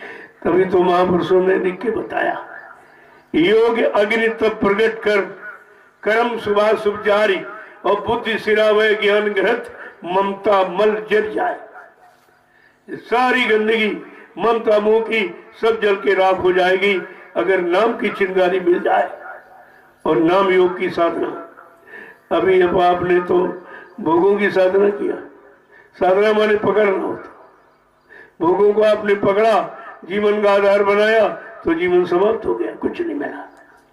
तो कहा जरा योग नाम योग साधना पकड़ कर देख ले, अगर उससे तेरा काम बन जाए तो इससे सरल और क्या है। और बनना नहीं होता तो पकड़ाते, वो तो जानकारी उनको जो पकड़ाते, जो नाम दान देते, उनको मालूम है कि इसकी मतलब है, इसका लाभ क्या है, इससे कौन सा लाभ मिलेगा, और कहाँ कितने बंधन टूटेंगे छूटेंगे, वो सब पता उनको, तभी तो देते आपको। जय गुरुदेव, जय गुरुदेव, जय गुरुदेव, जय गुरुदेव। नाम किसका? प्रभु का। जय गुरुदेव। नाम किसका? प्रभु का। प्रभु का प्यारा नाम। जय गुरुदेव। तेरा खड़े हो जाइए तो इतनी स्फूर्ति होनी चाहिए। ये कवायद नहीं है, ये कवायद नहीं है, ये तो कोई चीज पाने की तैयारी कराई है कि जल्दी से खड़े हो जाओ, जल्दी से चल पड़ो अपने काम की तरफ। तो जल्दी से जीवन रहते रहते ये काम पूरा हो जाएगा। जब जीवन चला गया तो फिर क्या मिलेगा? और जीवन जिस काम के लिए मिला है वो कितने लोगों ने समझा? ये तो अरबों 2 अरब की आबादी में किसने जाना? किसने जाना है? आबादी 2 अरब की, और इनका एस्टिमेट बनाया जा रहा 85 करोड़ का। कैसे सबको भोजन मिलेगा? अरे भाई, नौकरी धंधा न मिलने का कारण इनको गिनती नहीं मालूम। इन्होंने ये भी नहीं आंकड़ा किया कि हमारे देश में कितने लोग रहते हैं। जिसको ये नहीं मालूम है जिम्मेदार को कि हमारे देश में कितने लोग रह रहे हैं, फिर उनको खाना और कपड़ा और काम और मकान कैसे दे पाएगा? सबसे बड़ी बात, 2 अरब की आबादी सन 80 में बताई, 80 में, तब से तो कितनी बढ़ गई, और इनके पास उसका कोई आंकड़ा नहीं। विधिवत उसको बताया, ऐसे नहीं, चार्ट बना के बताया गया था कि जैसे मान लो आपने माँ बाप जोड़ लिए और बच्चे नहीं जोड़े, चलो 3 ही बच्चे सही, माँ बाप ये आपने 85 करोड़ बता दिया, और 85 करोड़ में 3 का गुणा कर दो, कितना होता? तो बिल्कुल सीधा फार्मूला, किसी को नहीं समझ पाए, क्योंकि बच्चों का तो बच्चे सबके पास 1 2 3 4 5 7 तक बच्चे। मैंने तो 3 ही बच्चों को लिए, चलो सपोज मान लीजिए 3 बच्चे और 2 माँ बाप और 3 बच्चे और 2 माँ बाप की गिनती आपने की तो 85 करोड़ का बजट बना दिया, और उनमें 3 का गुणा कर दो, कितनी हो गई? इतनी आबादी का जब बजट बनेगा तब सबको काम मिलेगा, सबको नौकरी और मतलब मजदूरी और ये सब कुछ हो जाएगा। लेकिन जब उनके पास आंकड़ा ये है तो फिर काम नहीं, ये छूट जाएंगे। सपोज तुम्हारे घर में 5 मेहमान आ गए और तुमने भोजन 2 ही का बनाया, 3 क्या खाए? तो भूखे सो जाएंगे, ये उसी में छीना झपटी करेंगे। अब वो छीना झपटी का समय आ गया। देखो कैसे लोग छीन छीन के खाते, कैसे मार काट हिंसाएं करके, क्योंकि जो अच्छी सच्ची बात है वो इनकी समझ में नहीं आएगी, वो समझ ही नहीं सकती, वहां तक उनकी बुद्धि जाई नहीं। वो पहले कह दिया गया था कि परिवर्तन मानव बुद्धि के परे, न मानव सोच सकता है, न मानव कर सकता है, न विश्वासी कर सकता। ऐसा अद्वितीय विलक्षण परिवर्तन करके दिखा दिया जाएगा, ऐसे नहीं। और वो सब माहौल बन गया, वातावरण वही बनता चला। महापुरुष बराबर आपको इशारा कर रहे हैं, और मतलब यानी तुम्हारी उधर तरफ दृष्टि नहीं जा रही, मन बुद्धि चित्त तो उधर लगाए पड़े हो। तो कहा कि ऊधो मन ना ही 10-20, कहा भाई 10-20 मन नहीं, एक है, एक गया वो श्याम सन, एक तो कृष्ण के साथ चला गया। जब उद्धव जी ज्ञान का उपदेश देने के लिए गोपिकाओं के पास गए, जब ज्ञान की पोटली खोली तो गोपिकाएं कहते, अरे उद्धव जी, उद्धव मन नाही 10-20, एक तो गयो श्याम सक को आराध है इस, एक था तो मैंने श्याम को दे दिया, अब मेरे पास तो कोई दूसरा तो है नहीं, तो तुमको दे दे या तुम्हारे में लगा दे। कितना स्पष्ट उत्तर था, सारा ज्ञान फेल हो गया। तो इसीलिए अगर हमने आपने अपने तन मन को अपने सदगुरु स्वामी को अर्पण कर दिया है तो फिर बाकी क्या रहेगा? कौन सा तुम्हारे पर दोष लगेगा? कौन से पाप कर्म तुम्हारे पर बाकी रह जाएंगे? जब आपने सौंप दिया कि अब इसको धोइए, माजिए, हमारे बस की बात नहीं। जो धोने मांजने आया है वो तो भाई मानेगा। अब मांजने में तो कुछ न कुछ तो कसौटी होती है। कहा बच्चा कितने जन्मों का लाते बैठे हो, और एक जन्म में पार होना चाहते हो तो कुछ महंगा पड़ेगा। ये महंगाई है जो कचूमर निकल रहा, कितना महंगा पड़ रहा। अभी क्या कहते हैं, सब जान बचाना होगा हमारी, राजा मंत्री और अधिकारी जान बचाना होगा हमारी। ये छोड़ सब मैदान भगेंगे, अपने अपने घरों में दुबकेंगे, छिप जाएंगे। लेकिन वो महापुरुष क्या करेगा? ढूंढ ढूंढ कर बदला लेगा, सब हिसाब चुकता कर देगा। कहा वो तो तुमको सारे जन्मों के कर्मों का हिसाब देना पड़ेगा, ऐसे तुम यहां से जा ही नहीं सकते। वो तो वहां खड़ा है, फट से तलाशी लेगा, पूछेगा भाई तुम्हारा ये कर्म बाकी रह गया, तुमने शरीर से ये किया था, ये किया था, मन से ये किया, तन से ये किया, धन से ये किया, अन्न खाकर आपने ये किया, सारे कर्मों का लेखा जोखा जब हिसाब मांगेगा तो उस समय तुम क्या कर सकते हो? धर्मराज दरबार में सबका जारा ले, घाट जगाती क्या करे जब सिर बोझ न हो, तो धर्मराज भी क्या करेगा जब सारे कर्म कर्जे को परमार्थी सेवा में लगाकर यहीं पर उतार दिया जाएगा, तो वो क्या करेगा तुम्हारा? वो भी तुम्हारा कुछ नहीं कर सकता।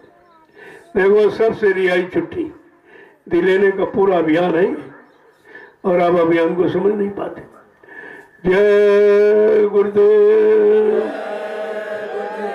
जय गुरुदेव, जय गुरुदेव, जय गुरुदेव। नाम किसका? प्रभु का प्यारा नाम।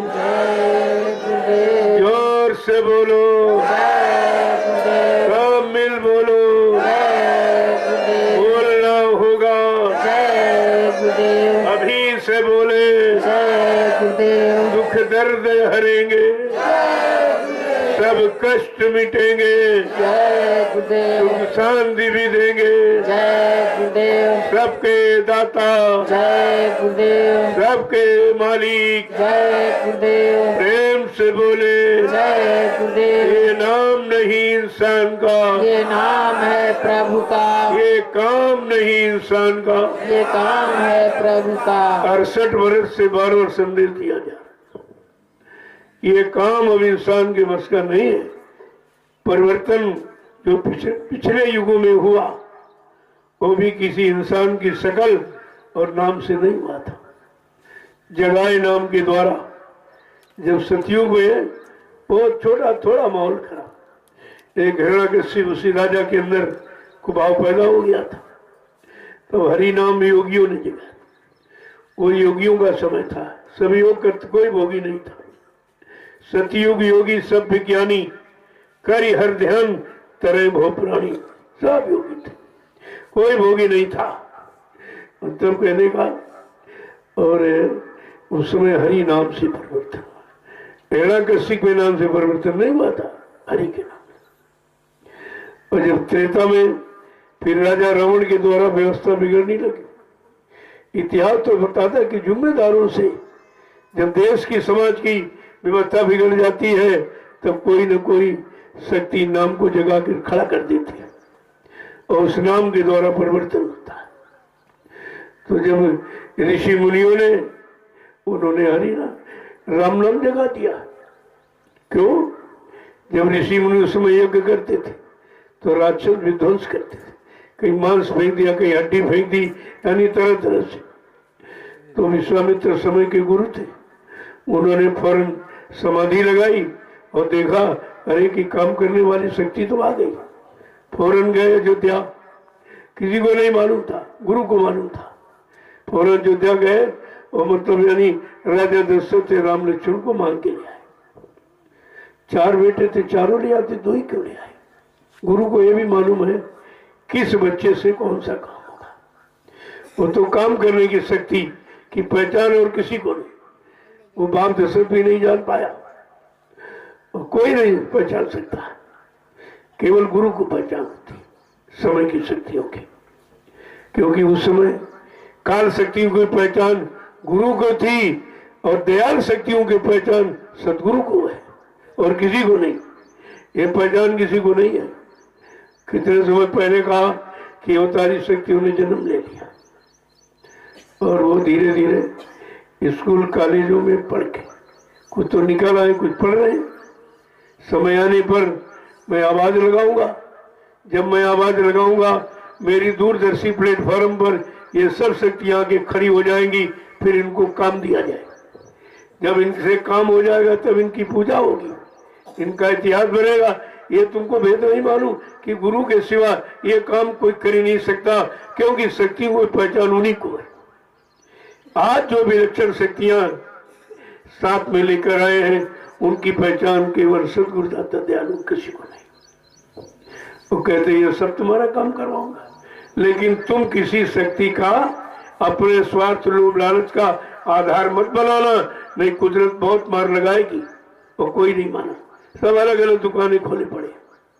इनको ये नहीं मालूम है जिन शक्तियों के बारे में तुम जानते नहीं हो वो सदगुरु को पहचान है। तुम्हारी पहचान सब झूठी और फीकी है, उससे कुछ नहीं होगा और समय भी तुम्हारा खराब हो रहा, अंत बीमार पड़ेगी। कि तुमने शक्तियों का अपमान क्यों किया?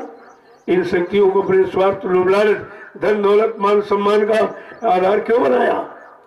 लेकिन समझ में किसी के नहीं। ये नैमिषारण्य की तपोभूमि से ये विलक्षण संदेश क्यों प्रसारित हो रहा? इस पर तो विचार लोगों को करना चाहिए था। आज जिस बीमारी का भय डर है, या उसका नामो निशान नहीं। इस भूमि पर उसका कोई नामो निशान। घरों में लोग कितने परेशान, कोई घर परिवार नहीं बाकी जहां बीमारी ने प्रवेश न लिया। लेकिन तुम्हारे इस धाम, सदगुरु धाम, इसका घर में तो कोई बीमारी नहीं। इसीलिए कहा, अरे भाई, इस सदगुरु धाम की आवश्यकता भविष्य में सबको पड़ेगी, क्योंकि यहाँ पर कोई किसी तरह का झगड़ा झंझट नहीं, कोई बीमारी, कोई परेशानी, कोई तकलीफ ना, कुछ नहीं। अब वो तुम्हारी बहुत बड़ी बीमारी जिसमें तुम्हारी जान जा सकती है, तो थोड़ा सर्दी जुकाम बुखार आ गया और तुम्हारा कट गया, उसमें वो कट गया। सूली का कांटा, होनी थी फांसी, लगनी थी, लेकिन कांटा लग गया। तो कांटे का दर्द महीने 2 महीने खत्म हो गया। तो वहां सूली का कांटा कराया जा रहा। तो थोड़ा बहुत तो काल का भी मतलब, यानी वो रहेगा भी धर्म में, उसको खारिज कैसे कर दिया जाए? उसे खारिज नहीं किया जाए। तो जो लोग मर रहे हैं, तो कहते थे कि जब आग लगेगी तो लोग तो जलेंगे, लेकिन आंच तुमको भी लगेगी, क्योंकि तुम भी उन्हीं के बीच में रह रहे। इसलिए आपको यहाँ अलग किया गया। थोड़ा सा अलग हो जाइए आप। देखना अभी जो महामारी आगे आने वाली है, जानलेवा, कैसे लोग भाग करके यहाँ तो जगह नहीं रहेगी, क्योंकि और कई उपचार है नहीं। सब थक गए, अस्पताल सब थक गए, डॉक्टर सब थक गए, उनकी बुद्धि, विवेक, ज्ञान सब खत्म हो गया। कोई असर प्रभाव नहीं हो रहा और दिनों दिन बीमारी बढ़ती चली जा रही। क्यों? उसका आधार दवा, अस्पताल, डॉक्टर नहीं है। उसका आधार है नाम औषधि, नाम जड़ी बूटी, नाम रसायन, ये उसका उपचार है। और नाम रसायन किसी समझ में आ नहीं रहा। अभी जब कुदरत उधर मार लगाएगी, वहां कोई सुनने वाला है ही नहीं। और जो सुनने वाला आधार तुमने बनाया था कि डॉक्टर सुनेगा, अस्पताल, वहां भी सब कहते कुछ नहीं। कोई कह रहा ऑक्सीजन खत्म, कोई कह दवाएं है ही नहीं, दवा बनी ही नहीं, यानी मतलब वैक्सीन का ये कुछ काम नहीं कर रही। अरे ये तुम्हारे जो कर्मों की बीमारी है, उसका उपचार ये नहीं है। कर्मों की बीमारी तो किसी को समझ में आती नहीं है, न कर्मों की बीमारी वो किसी को ध्यान है। अरे बीमारी गंदे खान पान, गंदे कर्मों से आती है, वो है इन कर्मों का बदला, उसी को आप बीमारी कह लेते। बाकी ये किसी के बस की बात है। बीमारी कोई नहीं खत्म करेगी, क्योंकि बीमारी है गंदे खान पान, गंदे कर्म की, वो तो बंद नहीं कराई जा रही। जो बीमारी का स्रोत है, जहां से बीमारी पैदा हो रही और निरंतर बढ़ रही, वो स्रोत तो कोई बंद करना नहीं चाहता, उस पर तो पूरी छूट है। और तो सब पर यानी बंदी, कहते सड़क बंदी रहेगी, मकान में तुमको बंद कर दिया जाएगा, सबके मकान घर एक दिन जेल खाना बन जाएंगे। जब ये बात कही गई तो लोग कहते बाबा जी पागल हो गए, ये क्या कह रहे हैं, ये क्या कह रहे हैं कि तुम्हारे घर मकान एक दिन जेल बन जाएंगे। इस जेल में खाने में सबको बंद होना पड़ेगा, और सब कुछ हुआ और बंद संतवाणी अमरवाणी तुम्हारी समझ में आई ही नहीं। तो कहा नहीं समझोगे तो कुछ और कर कुछ करने लगे। उसके बाद तो बहुत फैसले लेने के बहुत तरीके उसके पास। अगर पहले से समझ जाओगे, चेत जाओ तो ठीक, लेकिन नहीं। जिससे बीमारी आई उसको खुला छूट, वहां कोई बंदी नहीं। इतनी लंबी लंबी लाइन शराब के ठेकों पर लगती है, वहां कोरोना नहीं है। यानी जहां गंदगी वहां कोरोना नहीं, जहां रहने सब सफाई स्वच्छता के वहां कोरोना हो गया। कोरोना का मतलब ये 1976 6 नवंबर 1976 को बाबा जी ने पहले ही इस कोरोना नाम का उच्चारण किया था। कोरोना तुम क्या क्या न करो, अगर ये नहीं बंद करोगे तो कोरोना आ जाएगा। क्या नहीं करो कि मुंह से कोई गंदी बात, गंदे शब्द, कोई निंदा, आलोचना, बुराई, क्रिटिसाइज मत करो किसी की, मुंह बंद रखो। और गंदे खान पान के लिए मुंह बंद रखो आप। लेकिन आपने किया नहीं तो जबरदस्ती एक कपड़े का बंधन लगा दिया, तो ये कपड़े का बंधन क्या करेगा, ये क्या करेगा? अरे वो तो जो अंदर में बंधन होना चाहिए गंदे खान पान और गंदे सत्कर्मों का, वो तो खुला छूट उस पर, वहां कोई बंदी नहीं। ऐसी बुद्धि खराब हुई है, यही बुद्धि रावण की खराब हो गई। यद्यप उतने ये विद्वान धनवान बलवान नहीं है, उसके लिए तो शास्त्रों में भी लिखा उत्तम कुल पुलस्त करनाती शिव बिरंची पूजे वो महती। ब्रह्मा विष्णु महादेव की अखंड तपस्या आराधना करके उसने इनको बस में कर लिया था। जब वो शंका में नहीं बच पाया, और शंका काहे की उसने समय के जगह राम नाम की, और राम नाम लेके आया, उस शक्ति को भी वही नाम दिया जाता राम नाम, उनको भी राम कह के पुकारा गया। न राम को समझा, न राम नाम की महिमा समझी, उसी में शंका की, तो शंका में सोने की लंका खो बैठा चली गई। तुमने सतगुरु दाता दयालु में शंका, उनके जगह जो जीवात्मा को सब तरफ से लाभ दिलाने वाला नाम, शरीर को लाभ दिलाने वाला नाम, समाज परिवार देश दुनिया को लाभ दिलाने वाला जय गुरुदेव नाम आपको दिया गया, क्या उसकी महिमा कितने लोगों ने समझी? कोई नहीं सोच पा रहा। तो विनाश के तो लक्षण है, और ये से कोई कर्म गति टाले ना टली, ये कोई टाल नहीं सकता इसको। यदि महात्मा सूरदास ने कितने पहले, वो तो कृष्ण के जमाने में थे, वो तो हमेशा ही रहते, वैसे वो हमेशा रहते, वो कभी जाते नहीं, कभी गुप्त कभी प्रकट, ये दो स्थितियां हैं उनकी रहने। कभी गुप्त हो जाएंगे तो आप समझ नहीं पाओगे, लेकिन गुप्त रूप में भी वो जीवात्मा की संभाल करते हैं। लेकिन जो प्रकट रूप में आएगा वो खुल करके और घूम करके चारों तरफ यानी सच्चाई का भलाई का संदेश देगा और सबको सच्चे अच्छे काम से जोड़ेगा। ये प्रकट संत की का परिचय है, आपको तो सोचना चाहिए कितनी प्रकट शक्तियां हैं कि नहीं, असंख्य। जब राम परिवर्तन करने आई तो 16 कला, कृष्ण आए 64 कलाओं से, कहा सतगुरु दाता दयालु असंख्यों कलाओं से आया हुआ है, तो उसे तो कोई समझ नहीं सकता। उसके काम की भूमिका व्यवस्था भी किसी की समझ में नहीं आ रही, लेकिन आपको परमार्थी सेवा में लगा दिया गया। धीरे धीरे तुम इसी से सब समझ जाओ, लेकिन जब करोगे तब। ये डलिया तुम्हारे सर पे क्यों रखी जा रही? तुमने सर पे कितने पाप का बोझा लादे बैठे। ये अगर एक डलिए से उतर जाए, क्या इससे सरल और कोई उपाय है? लेकिन नहीं समझ में आ रहा। उनमें में आप आनाकानी करते हो, इधर उधर बैठते हो, सब देखा सब जा रहा, लेकिन हम क्यों नहीं कहते कि हम तो कहते करोगे तो पाओगे, नहीं करो तो कुछ नहीं मिलेगा, खाली आए खाली लौट जाओगे। लेकिन तुम्हें परेशानी होगी कि जहाँ खजाना था लूट रहा था, हम लूट नहीं पाए, हमारे में सिक्कु बुद्धि आ गई, समझ में आए नहीं, आलका सब आ गया और उससे हम वंचित रह गए। इसलिए कहा भाई कोई ना कोई सेवा जरूर करो। कितनी सेवाएं बना दी गई तुम्हारे लिए।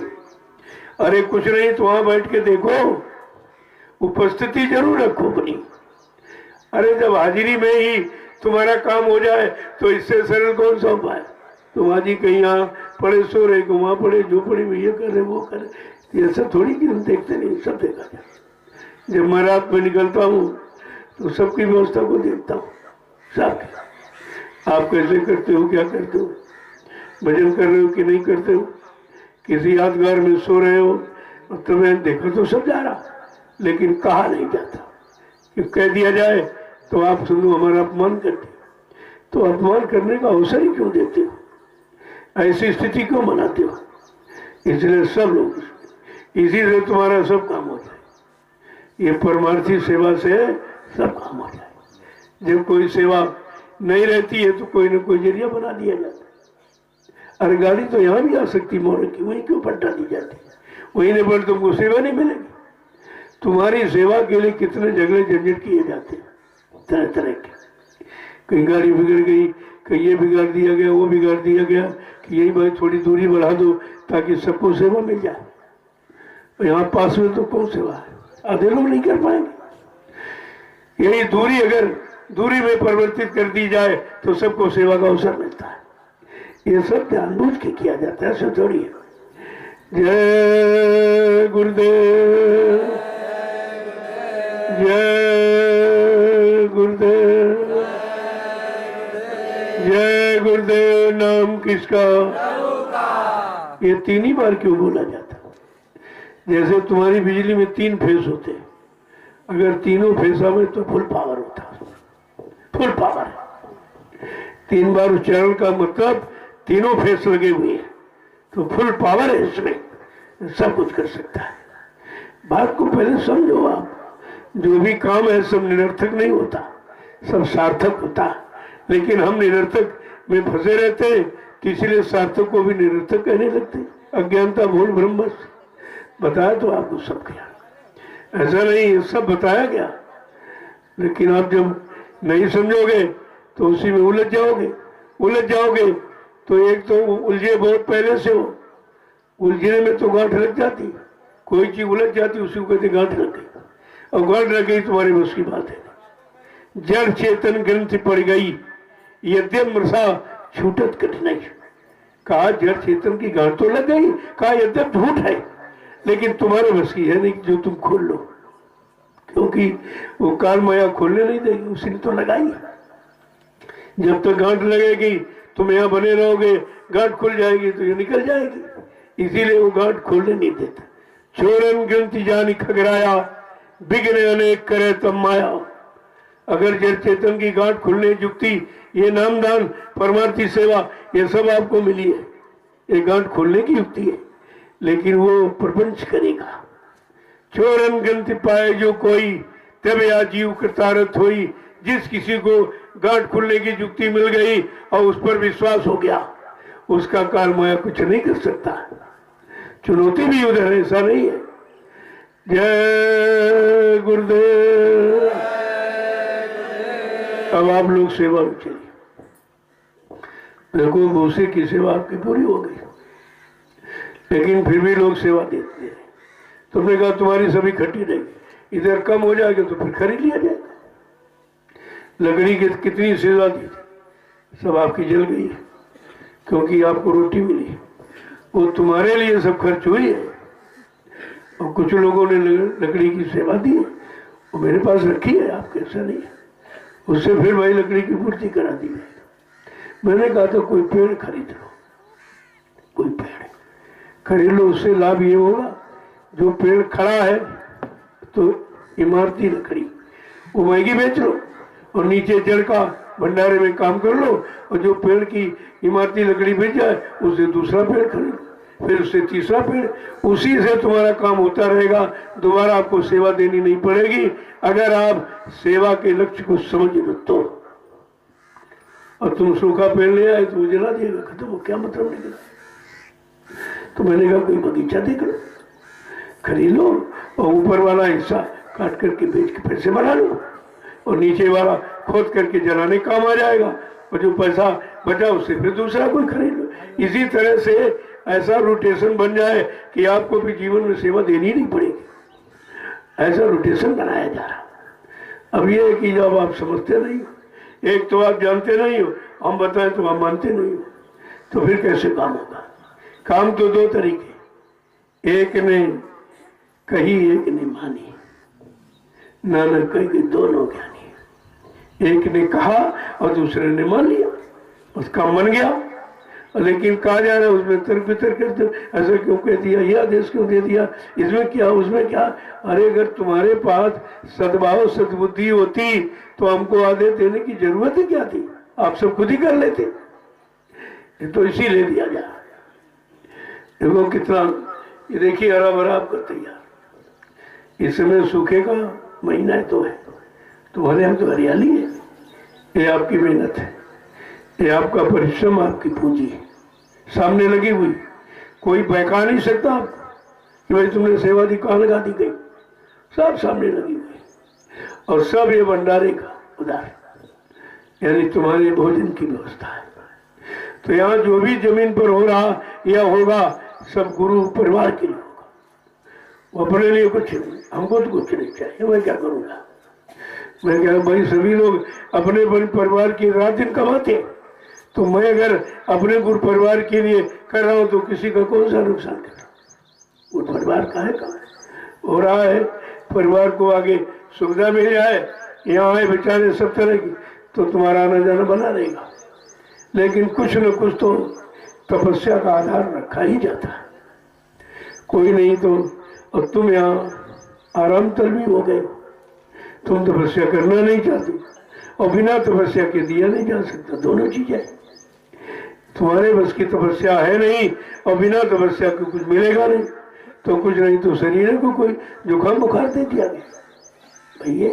अगर और तपस्या कर लो तो इससे बच जाओ, तो इस शरीर में कोई बीमारी नहीं आ सकती। अगर आप परमार्थी श्रमदान लेना समझ जाए तो सारी गंदगी पसीने से निकल जाएगी, सब बीमारियां एक भी नहीं रहेगी। तो बात को समझना चाहिए। जब तक नहीं समझोगे तब तक उलझे रहोगे, समझ जाओगे सुलझ जाएगी स्थिति। जय गुरुदेव। तो बहुत जल्दी से उस आवाज को पूरा करो, ढील मत करो। आप जितनी ढील करोगे उतनी आपकी परमार्थी भाग में कटौती हो जाएगी। उसे जल्दी से पूरा करो। इधर आप शुरुआत कर दीजिए। इधर ये झोपड़ियाँ एक दूर में सब हटाओ, इनको हटा करके उधर लगा दो। पहले इनको धूप में डाल दो, थोड़ा सा ये सूख साख जाए। और ये चूहे फूहे बहुत ही सुने, बड़ी गंदगी की है, तो धीरे से इसको पहले यहाँ डाल दीजिए। फिर तुरंत जहाँ उचित समझो या बताया जाए, अगर तुम समझते हो तो लगा दीजिए, नहीं पूछ लीजिए, सब उसको लगवा दिया जाए। एक एक झोपड़ी में सैकड़ों लोग रह सकते हैं। ये पूरी व्यवस्था तुम्हारी जो अलग अलग छोटी छोटी बनाए झोपड़ी, सब इसमें सबका गुजारा हो जाए, सब एक साथ रहो। यहीं से आपको एकता का परिचय देना है। बार बार आपसे एक ही शब्द कहा जा रहा, सत्संगियों तुम्हें आदर्श बनना है, संदेश सतगुरु का तुम्हें चरितार्थ करना है। ये आपको करके दिखाना है कि दुनिया जिसे मानने के लिए विवश हो जाए, ऐसा काम करो। यहाँ उधर लड़ाई झगड़ा, यहाँ प्रेम है। उधर दूरियां बढ़ाई जा, दूर रहो दूर रहो दूर रहो। यहाँ नजदीकी है। अरे प्रेम नजदीकी में होता है कि दूरी में होता है? बात तो इसलिए है एक दूसरे के काम आओगे जब पास में रहोगे, कि दूर में रह के एक दूसरे काम हो जाओगे। ये सब नफरत सिखाया जा रहा कि सबसे नफरत करो, सबसे नफरत करो। जब नफरत करोगे तब तुम्हारे लड़ाई झगड़े के भाव तब पैदा हो। ये लड़ाई झगड़े का माहौल बनाया जाए, दूर रहो दूर रहो, दूरी बना के रखो दूरी। अरे किसकी दूरी? किससे दूर रहो? गंदे खान पान से दूर रहो, गंदे कर्मों से दूर रहो। वहां तो नजदीकी, और जहाँ नजदीकी वहां दूरी। सब उल्टा हो रहा, सब व्यवस्था उल्टी ही हो रही। पता नहीं परमात्मा कब इनको सद्बुद्धि देगा, कब इनको बुद्धि आएगी, कब ये समझेगी, कब एकता का पाठ पढ़कर ये समझ कर लोगों में एकता का भाव पैदा करेंगे, संगठन का भाव पैदा करेंगे, पारस्परिक प्रेम प्यार मोहब्बत का भाव पैदा करेंगे, सब एक दूसरे के काम आए। ये तो दूरी बाहर है, ये संबंध संधि नहीं विच्छेद में परिवर्तित हो रहा। अब शादी ब्याह में मुश्किल से लोग इकट्ठे हो पाते थे। एक शादी ब्याह ऐसा है कि जहाँ परिवार के लोग इकट्ठे हो पाते, कहते नहीं नहीं नहीं 10 आदमी 5 आदमी कोई नहीं आएगा। एक भी कोई स्थिति, चाहे परिवार हो, समाज हो, देश, ये सब में विच्छेद पैदा किया जा रहा है। यहाँ संधि सिखाई गई थी, मेल मिलाप, ये विच्छेद का संदेश दे रहे, अलग रहो अलग रहो अलग रहो, दूर रहना दूर रहना। ये दूसरे का प्रेम खत्म कर रहे। ऐसी बीमारी बता देते कि पत्नी पति को स्वीकार ही नहीं करती, उसके पास नहीं जाती है, उसके पास के वो अंदर ये सोचती इतनी जल्दी ये निकले घर से, हमारे बच्चों पर आ जाएगा। इससे बड़ा नफरत का कौन सा पार्टी पढ़ाएंगे? देख लीजिए, सब सामने हो रहा और यहाँ कुछ नहीं। मैं मिसाल भी, मैं प्रमाणित भी करता हूँ, यहाँ कुछ नहीं। अगर तुम हमको परमिशन दे दो, मैं देश में वो व्यक्ति हूँ कि इतना लेख से सूसे से बिठा के बैठा दूंगा, तुम गिर नहीं पाओगे, कोई बीमारी नहीं। हम कहते सबको एक में जोड़ो, तोड़ो मत।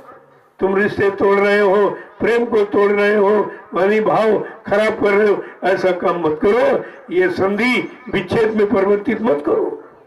नहीं, कुदरत अगर नाराज हो गई एकदम समेट देगी, कुछ नहीं बचेगा, कुछ बचने वाला नहीं है भाई। लेकिन इनकी समझ में नहीं आएगा। क्यों? विनाश काले विपरीत बुद्धि, जब जिनका विनाश होने को होता है बुद्धि विपरीत दिशा में कार्य करती है। नहीं समझ में आ रहा। मैंने कितना संदेश, अभी 8 वर्ष, ये 9वां साल लग गया, 9 वर्ष से लगातार मैं संदेश तो दे रहा हूं पूरे, यानी मतलब भारत में घूम घूम कर ये पूरा संदेश हो रहा। जहां सब लोग मौन है, सबके लगाम लग गई, क्योंकि जो जो इन्होंने कहा इनका सब झूठ निकला। चाहे नेताओं का भाषण हो, चाहे महात्माओं का प्रवचन हो, सब झूठ निकला। क्योंकि सुनने सुनाने पढ़ने पढ़ाने से काम नहीं होगा। पिछले युग की किताबें दोहराने से वर्तमान का समय नहीं सुधरेगा। वो तो तुमको समय का डॉक्टर, समय का मास्टर, समय का आचार्य गुरु चाहिए, जो समय की स्थिति परिस्थिति को जानता हो। वो तुम्हारी स्थिति परिस्थिति को ठीक करेगा। जिसको जानकारी हो कैसे करेगा। और तुम्हारी उल्टी मोटी कहते हैं बहुत पुराना डॉक्टर है, उसके पास चलो। अरे पुराने डॉक्टर के पास पुराना अनुभव है, और यहाँ तो बीमारी नहीं जिसको जानते ही नहीं है, तुम्हारे तुम्हें कैसे ठीक कर देगा। तो विचारधारा तो बदलनी पड़ेगी। जय गुरुदेव। मैंने एक इशारा किया था कि परिवर्तन उत्तर प्रदेश से तो भारत बदल जाए, उत्तर प्रदेश बदलेगा तो भारत बदलेगा, और भारत बदलेगा तो विश्व बदलेगा। ये परिवर्तन की इकाई इस तरह से। तो उत्तर प्रदेश में क्यों, उत्तर प्रदेश में ही परमात्मा ने जन्म लिया है। ज्यादातर जितने अवतार हुए सब उत्तराखंड, ये पूरा उत्तराखंड है। अब बीच बीच में कटौती कटौती करके तमाम बिखराव, इनका काम ही है अलग करना, अलग करना, जोड़ना नहीं, अलग करना, अलग करना। ये विस्तृत रास्ता उत्तराखंड, इन्हीं पर ऋषि मुनियों ने तपस्या किया। जिस भूमि पर बैठो यहाँ तो जितनी बड़ी संख्या तो कहीं किसी ऋषि मुनियों की नहीं हुई। 88,000 ऋषि उन्हीं की मंत्रणा से ही। और वेदव्यास जी ने मतलब महाभारत की तरह इसके सब बनाया, उन्होंने तैयार कर दिया। लेकिन बात यह है समझ में आवे तब तो किसी के। ये वेदव्यास ने श्रीमद् भागवत पुराण की रचना की थी इसी स्थान पर। वो स्थान है जहां पर सबके लिए सिद्धांत, सबके लिए कानून बना दिया। द्वापर में कानून बना, कलयुग का कि आगे बड़ा खराब युग आ रहा। कलयुग सबसे ज्यादा खराब होगा। लोग धर्म कर्म को भूल जाएंगे। मानवता, इंसानियत, प्रेम, प्यार, मोहब्बत, सेवा, दया, सदाचार, परमात्मा की यादगार उनके दिल से निकल जाएगी। उनके मन मस्तिष्क में माँ बहन बेटी बहू की पहचान खत्म हो जाएगी। तब वेदव्यास जी ने मंत्रणा करके 88,000 ऋषियों को बैठाया, मीटिंग की, मंत्रणा की, तब श्रीमद् भागवत पुराण की रचना की। लेकिन उसका व्यापार हो रहा। जो हमारे लिए शिक्षाप्रद है, हमारे जीवन को शिक्षा देने वाले, हमारे जीवन को एक नई दिशा, सही सच्ची दिशा देने वाले ग्रंथ को आज ये बिक्री हो रही, बिक्री हुई साफ जगह दुकानें लग गई। ये धर्म की अवहेलना है। और धर्म की अवहेलना होगी तो निश्चित कोई न कोई कारण बन जाएगा। धर्म के लिए ही तो राम को लड़ाई लड़नी पड़ी। रावण से समझाया तो बहुत, लेकिन नहीं माना। अंततो गत्वा दंड विधान है, ये युद्ध दंड विधान है, उनको करना पड़ा। ऐसे द्वापर में कृष्ण की बात नहीं मानी तो महाभारत हो गया। जो शक्ति आती है नाम को लेकर, उसी के द्वारा ही परिवर्तन होता, और कोई नहीं कर सकता। ये कलयुग का परिवर्तन किसी की बस की बात नहीं है। कितने आवाज लगा रहे, जबकि बाबा जी ने यही कहा, ऐ भविष्य वक्ताओं, तुम विश्व पटल पर भविष्यवाणी सोच समझ के करना। ये परिवर्तन का वक्त है। जो काम करने आया वो भूमिका अपने अनुसार बनाएगा। तुम्हारी सबकी भविष्यवाणियों को रुकवा दिया जाएगा, और सबको रुकवा दी गई। अभी किसी की होने नहीं दी गई। परिवर्तन का वक्त है। कहा बहुत सोच समझ कर तुम्हें चलने की, करने की जरूरत है। और परिवर्तन तो किसी को बख्शता नहीं है, वो तो ऐसा स्थिति होती है। लेकिन कलयुग का परिवर्तन डराने वाला नहीं है, मार काट हिंसा करने वाला नहीं है, एक दूसरे को दूर रखने वाला नहीं, पारस्परिक प्रेम प्यार मोहब्बत सिखाने वाला, सबको एकता संगठन का पाठ पढ़ाने वाला कलयुग का परिवर्तन। आप देखते जाइए धीरे धीरे। क्यों कहा था भाई अभी वो समय नहीं है, अभी समय परिवर्तन करने का नहीं है, परिवर्तन की जानकारी देने का, ताकि समय के पहले अगर घटनाओं की जानकारी दे दी जाए तो आप सुधर सकते हो, घटना से बच सकते हो। अगर तो सुनाया बताया गया लेकिन किसी ने माने नहीं, तो घटना घटित हो गई। वो भी जहां से घटित हुई है ये सब मांसाहारी मुल्कों से शुरू हुई थी, और धीरे धीरे तुमने भी पाश्चात्य देशों की नकल की, गंदे खान पान की, गंदी वेशभूषा की, ये नकल सबसे खराब। आप मुसलमानों को देखिए, उनकी औरतों का कोई अंग जरा सा भी आप नहीं देख सकते, केवल आंख खुली, बाकी सब ढका है, और तुम्हारे यहाँ सब नंगा। ये नंगा नाच क्यों हो रहा है? ये नंगा नाच उसका परिचय दे रहा है, ये विनाश का परिचय दे रहा है कि जब जब नारी को नंगा किया गया तो विनाश हो गया। अरे भाई अपहरण किया त्रेता में तो विनाश हो गया, द्रौपदी को नंगा किया जाने का प्रयास तो फिर मतलब यानी विनाश हो गया, और अब तो सब नंगे ना छोड़ा, कोई समझने को मानने को तैयार नहीं है। बात तो इसलिए ये है, जब समझ में नहीं आएगा, समझाने वाले की बात नहीं मानी जाएगी, तो कुदरत कोई ना कोई अपना रास्ता तुम्हारे समझाने का निकाल लेगी, वो रास्ता तुम्हारे हित में नहीं होगा। जय गुरुदेव, जय गुरुदेव, जय गुरुदेव। नाम किसका? जय गुरुदेव। नाम किसका? प्रभु का प्यारा नाम। अब आप लोग सेवा में, कोई क्यों नहीं सेवा ढूंढ ले, बहुत सेवा है, कुछ नहीं तो ये देखने की तो सेवा है भाई, कोई फसल आपकी खराब तो नहीं हुई, कोई कीड़ा फीड़ा क्यों। ये जब ये पुरवाई चलती है तो यही तो खराब है, ये बीमारी कीड़े पैदा करने वाली। अगर पछुआ चल जाए तो बीमारी समेट देगी, तो इसमें कीड़े लग सकते हैं। तुम्हारे भंडारे में बहुत राख होती है, फौरन उसको ले आओ, डाल दो, स्वभाव तो बहुत तैयार होता है, उसको डाल दिया करो, तो इसमें बीमारी खत्म हो जाएगी। जहरीली अन्य दवाओं का प्रयोग मत करना, क्योंकि आपके शरीर का ये संतुलित आहार है, ये सच्चा आहार है, इसको गंदा मत करो। जब सच्चा आहार करोगे, सच्ची बुद्धि, सच्चा विवेक आप में आ जाएगा, सच्चे अच्छे कर्म करने की भावना बन जाएगी। अरे भोजन का तो असर होता है, अब कुछ नहीं, उसमें तो कोई ध्यान देते नहीं। मैंने कहा भंडारों में उतना बनाओ जितना लोग खाए, और तुमको चाहिए उतना लो जितना तुम खा सको, क्योंकि ये प्रसाद है।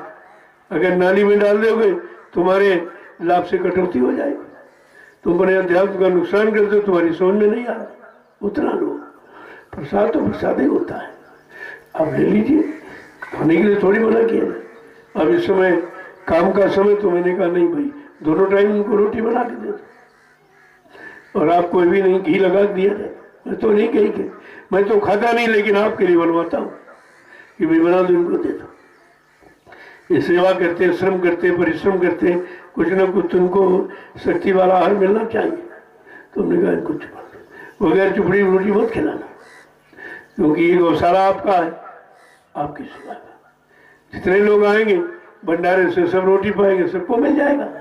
सबके पास गौ की गौशाले की सेवा जो करते हैं उनको तो कितना बड़ा लाभ, तुम्हारे गौ की सेवा करने से कितना बड़ा लाभ, कितने लाख लोग ये भोजन पा रहे हो, पाते रहेंगे, तो तुम्हारी सेवा का प्रयोग होता रहेगा। ऐसा नहीं, कोई ना कोई तरीका बनाया जाता है। मान लो दूध हो गया तो कहा भाई प्रेमियों को दे दो, और तुमको फ्री लेना नहीं चाहिए, क्यों कि जो तुम सेवा दोगे वो भी तुम्हारी एम लगा दी जाएगी। अब कोई बीमारी गऊओं को हो गई, दवा ले आना है कोई, अभी देखो बहुत बीमारी नहीं, कितने हजार रुपए इन पर लग गए, तो जो तुम देते हो वही तो तुम्हारा हो रहा है। अब तुम्हारी गौ सेवा, दूध लेकर आपने पैसा दिया, वो भी तुम्हारी गौ सेवा होगी। देखो किस तरह का ये पेचीदा, ये मतलब यानी नियम बना दिया गया कि कोई भी काम करोगे अदले बदले से तुम्हारे तक परमार्थ सेवा का लाभ पहुंचा ही दिया जाएगा। जय गुरुदेव, देखो भंडारे में कोई बगैर नहाए नहीं जाए, स्नान करके जाओ। अरे आप वो प्रसाद बनाया जाता है तो उसको अशुद्ध मत करो, तो तुम्हारे पर दोष लगेगा, परेशान तुम हो जाओगे। और एक टोली निश्चित करो, सब काम की टोली बना दो। वैसे लोग आए करने चाहते हो तो चलते किया बने चले गए, लेकिन तुम्हारी एक परमानेंट टोली होनी चाहिए, उनको काम करो। सब यही सेवा भगवान कृष्ण ने जब अश्वमेध के पांडवों ने किया तो और तो सेवा सब अच्छी अच्छी सबने ले ली। कहा ये भाई पत्तल धोना जो ये पड़े इनको कौन उठाएगा? कृष्ण ने कहा मैं उठाऊंगा। पत्तल झाड़ू बर्तन धोने का काम किया बनवारी ने, ये सेवा उन्होंने, ये सेवा सर्वोपरि है। मैं देखता हूँ इसी पे तुम्हारे यहाँ भंडारे में झगड़ा होता, कोई जाता नहीं बर्तन धोने। अरे जो असली सेवा उसे तुम वंचित, तुम्हें ये नहीं मालूम इन सेवाओं का लाभ क्या है? पहले पूछ तो लो ये सेवा का लाभ क्या है, कितना बड़ा लाभ, जिसको कृष्ण ने करके प्रमाण प्रस्तुत किया कि सबसे बड़ा लाभ झाड़ू का, बर्तन धोना, झाड़ू लगाना, ये काम किया बनवारी ने, जो काम किसी ने स्वीकार नहीं किया था वो करके दिखाया कि इस सेवा का सबसे बड़ा लाभ है। यज्ञ का लाभ जिसने यज्ञ किया उनको उतना लाभ नहीं है जितना लाभ ये है। तो यह तो सब आपके लाभ के लिए बनाया गया। अब आप लाभ न ले पाओ तो उसमें किसी की क्या करते? तुम छोटे छोटे सेवा नहीं कर सकते। अरे बर्तन नहीं धो रहे, तुम अपने इस बर्तन को साफ करो। इस बर्तन की गंदगी कैसे निकलेगी? उन लोगों के बर्तनों, ऐसे बर्तन धो दो जिससे हजारों लोग भोजन करेंगे। कितना बड़ा लाभ तुमको मिल रहा, तुम बातें नहीं समझते हो। तो इसलिए सब टोलियां बना दो, टोलियां बना दो कि कृषि का कार्य कितने लोग करेंगे। वैसे जो नए आए वो करेंगे, उनको करने दो, लेकिन अपनी देख रेख ऐसे नहीं करवाना, अपनी देख रेख में करवाना, ऐसे नहीं। तो बात को असल में समझना चाहिए। जब आदेश को अपने लिए निजी, जो भी संदेश है, जब संदेश को अपने लिए निजी आदेश मानोगे तो तुम्हारा उद्देश्य हल हो जाएगा, उद्देश्य तभी निकलेगा। ऐसे तुम किसी का उद्देश्य बता सकते हो, भाई तुम्हारा क्या उद्देश्य? कहा पहले संदेश सुनो, उस संदेश को अपने लिए निजी आदेश मानो, तुम्हारा उद्देश्य निकल आएगा, उसी में उद्देश्य निकलता। जय गुरुदेव। लोगों गौशाले की सेवा एक टोली बना दो, जो भी जिनकी इच्छा हो करना चाहते हैं, लाभ लेना चाहते हैं तो आप उसमें करिए, मना नहीं किसी को किया, लेकिन एक परमानेंट टोली होनी चाहिए। मान लो आप आए चले गए, आए चले गए, लेकिन उसको तो रोज चाहिए। वहाँ जो परमानेंट है वो अलग, वो टोली अलग, उनकी व्यवस्था अलग होगी, उनके रहने की, खाने की, कपड़े की, लत्ते की, खर्चे की अलग व्यवस्था रहेगी।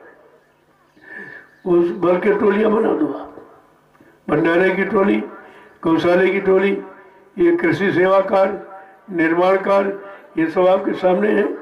जब टोली बना दोगे तो मतलब वहाँ कोई काम नहीं रुकेगा। अरे भाई ज़्यादा आ गए तो वो लोग बैठ के सुस्ता लिए, उनको भाई मौका दे दीजिए, तो तुम कर लो, हम तो बाद में सालों भर करेंगे। आप आए हो तो आपको भी लाभ मिल जाए। जय गुरुदेव। सबसे बड़ा लाभ है हमारे ना टिकने पर। जब वो सामने तब तो आप बहुत करते, उसके बाद कुछ नहीं करते। अरे सेवा का मतलब ये हम ना तब करो, सामने तो हम करा ही लेते आपसे सेवा, वो तो आदेश मिल जाता है तो आप फौरन आ जाते हो। नहीं नहीं, जब आदेश हो गया तो ये समझो यही आदेश परमानेंट हमारे लिए। सेवा का अपना आराम किया और चल दिए, कहने नहीं पड़ेगा। मान लो आपने भोजन किया 15-20 मिनट, आधा घंटा आप रेस्ट ले लीजिए, इसके बाद काम पर चल दीजिए। आप कुछ कहने नहीं पड़े किसी को, तब व्यवस्थित व्यवस्था मानी जाती है, ऐसे नहीं। और जब कहा जाए तब आओ तो उसमें तुम्हारा क्या हुआ? तुम्हारा उसमें क्या? तुमने कोई जिम्मेदारी समझी नहीं, और बगैर जिम्मेदारी समझे कोई जिम्मेदार का काम आपका नहीं करेगा। ये हमेशा समझो, जब तुम जिम्मेदार बनोगे तो जिम्मेदार तुम्हारा भी काम जिम्मेदारी से करेगा, छोड़ेगा नहीं आप। लेकिन आप जिम्मेदारी नहीं लो तो कुछ नहीं होगा। जय गुरुदेव। देखो सुबह टोली बनाओ कि झाड़ू कौन लगाए, ये आश्रम आपका, इसे पाक साफ पवित्र रखो। ये सत्संग स्थल है, इसमें झाड़ू है, कभी कभी गाय से गोबर लिया, अपना लीप दिया, बहुत अच्छी बात। कितने लोग बैठ के भजन करते, तुमको तो भजन करने नहीं की, भजन करने वालों से ले लो, उन्हीं की सेवा करके। अब जो खेती काम करते ये भजन, इनका भजन तो यही है, ये कहाँ इनको समय मिलेगा भजन करने। भजन तो वो है जो कुछ नहीं करते, उनको बैठाना जाए तो कुछ नहीं, कुछ ये करो आप, नहीं तो सेवा भजन है, सेवा ही भजन। तभी आपसे कहा जाता 3 बार कहो सेवा, क्या निकलेगा? सेवा, सेवा से जिससे वो मालिक मिल जाए। वो कौन सी सेवा है? वो परमार्थी सेवा। जब तक कर्म चढ़े रहेंगे मालिक से कोई मिल ही नहीं सकता। गंदगी में कौन मिलेगा आपसे? अरे भाई गंदगी में तो कोई नहीं आपके पास से बैठना पसंद नहीं करता। जब तक कर्मों की गंदगी रहेगी कोई जीवात्मा मालिक से मिल नहीं सकती। बात आपको समझनी चाहिए। जय गुरुदेव। अब आप चलिए, देखो भंडारे वाले अपनी सेवा में रख कर, ये भी सर्वोपरि सेवा। सबको बना के रोटी खिलाना, और रोटी खाने वाले भजन करेंगे तो आपके पास तो वैसे भी वो चीज इसी में कमीशन का रूप बन जाएगी, आपको मिल जाएगी। ऐसा नहीं है कि कोई सेवा कर रहा है उसको लाभ नहीं, बगैर लाभ की कोई सेवा यहाँ नहीं, और ये भी नहीं परमार्थी लाभ है सब तरफ का। भाई शरीर से करे, शरीर तो मर रहा, ये तो देख रहे हो कि शरीर साफ हो रहा, बीमारी जा रही, लेकिन जो करोगे उससे किया हुआ अगला जो जमा है वो भी खत्म हो रहा। ये 2 काम आपके, वर्तमान का भी बन रहा और भूत का जो चाहा है कर्म कर जाओ वो भी उतर रहा। ये 2 लाभ आपको मिलते सेवा से। जय गुरुदेव। अब आप लोग चलिए बड़ी बड़ी सेवा देख लो। उधर निर्माण कार्य हो रहा, बगैर कहे इतनी वहां उपस्थित रखो, इनको मौका दो तो मिस्त्रियों को, क्योंकि बेचारे थोड़ा समय लेके आते। ये जितनी सेवा कर लो, इनका 1 मिनट खराब नहीं होना चाहिए। जब आप मतलब वहां बने रहोगे, कभी 10 लोग, कभी गाँव चले आए तो फिर 10 पहुंच गए, फिर चले आए, फिर चले, ऐसे तुमको भी सेवा मिलेगी और उनको उनका समय जो लेके आए हैं 1-1 मिनट परमात्मा लग जाएगा। ये हमेशा ध्यान रखा। अब जल्दी से उधर निपटा लो, इधर लग जाओ, ये काम बहुत जरूरी है, क्योंकि इधर जितना सामान रखा सब चूहे काट देते, तमाम कपड़े लत्ते सब जो तुम्हारे लिए संभाल के रखे। मैं तो पहनता नहीं हुआ, आप ही के लिए तो रखता हूँ, चलो समय पर इनको दे दिया जाएगा। वो व्यवस्था आपकी है, इसलिए अपनी व्यवस्था सुचारू रूप से वो बना लो। उधर हम तो एक झोपड़ी से रख लूँगा, मेरा तो गुजारा हो जाएगा, मैं तो झोपड़ी में रहूँगा। वो सामान के लिए बना, जो सामान तुम्हारे काम आने वाला, जो हमको लोग देते हैं। मैं तो मांगता नहीं किसी से, कहता भाई हमको चाहिए नहीं, फिर भी लोग देते नहीं, नहीं चल लिए चला जाएगा, हम सेवादार वहाँ सेवा करते हैं, हमारी सेवा लग जाएगी, इस उद्देश्य को देते हैं, उसी को संभाल के यहाँ रखा जाता, फिर आपको वही वितरित कर दिया जाता। चाहे प्रसाद हो, देखो अब कब सोनभद्र का कार्यक्रम हुआ, अभी आपका परसों तक, परसों रात्रि में जो लड्डू मिला प्रसाद खत्म हुआ, अब उसको खत्म हुआ। कितने दिन संभाल के तुम घर गृहस्थी में नहीं रख सकते, कैसे संभाल के तुम्हारे लिए प्रसाद रखा जाता, सामान तुम्हारे संभाल के तुम्हारे लिए सामान कैसे रखा जाता। तो थोड़ा सा उधर बन जाएगा, जो तुम्हारा सामान है वहाँ रख दिया जाए और समय पर आपको दे दिया जाए। मान लो कपड़े जरूरत है, अब उन्हीं कपड़े तो आपको सर्दी में मिलेंगे, लेकिन संभाल के रखना पड़ेगा तभी तो आपको मिलेंगे। वो सामान रखने की जगह हमारा वहाँ कुछ नहीं, ये सब आपका है और आप लोगों के लिए है। आप भी हमारे, हम भी आपके, तो बस ये रिश्ता हो गया। तो फिर क्या इसमें आना कहानी क्या, तो फिर काम बराबर आपको हो रहा। भाई रोटी, एक रोटी दोपहर एक शाम आप ही तो देते, रोटी आपकी खाता हूँ, कपड़े आप देते वही पहनता हूँ, ये गाड़ी भी आपने दी कि जल्दी से सब जगह प्रचार हो जाए, जल्दी से खबर पहुँच जाए, तो आपने साधन बना दिया, ये भी आपके, मेरा कुछ नहीं। जो कुछ आप देख रहे हो ये सब आपका, आपके लिए, और समय समय पर आपके पास पहुंचा दिया जाता। मेरा तो कुछ नहीं है। ये जमीन देखो आपकी, मेरे नाम कोई 1 इंच जमीन कहीं कुछ नहीं, ये मैं काम नहीं करता हूँ, ये काम। महात्मा किसी जमीन और मकान दुकान से कभी बंधे नहीं होते। वो तो जो बंधन मुक्त कराने आया उसको ही बन जाएगा, तो तुम्हें बंधन मुक्त कैसे करेगा? मैंने कई बार कहा अगर आप लोग ये व्यवस्था संभाल लो तो मैं दूसरी जगह बैठ जाऊंगा, वहां बन जाएगी व्यवस्था। लेकिन जब कोई जिम्मेदारी आप नहीं ले रहे, कोई समझ ही नहीं पा रहा, सबको चिंता है कि कैसे होगा कैसे होगा। अगर मैं सेवाएं भी रख दूं कि धन की सेवा, तो तमाम लोग दौड़ पड़ेंगे, अरे बड़ी सेवा हो रही, चलो चलो वहां लूट करने को मिलेगा, लूट करने। अरे मैं कोई ऐसा रास्ता ही नहीं रखूंगा, तुम लूट क्या करोगे?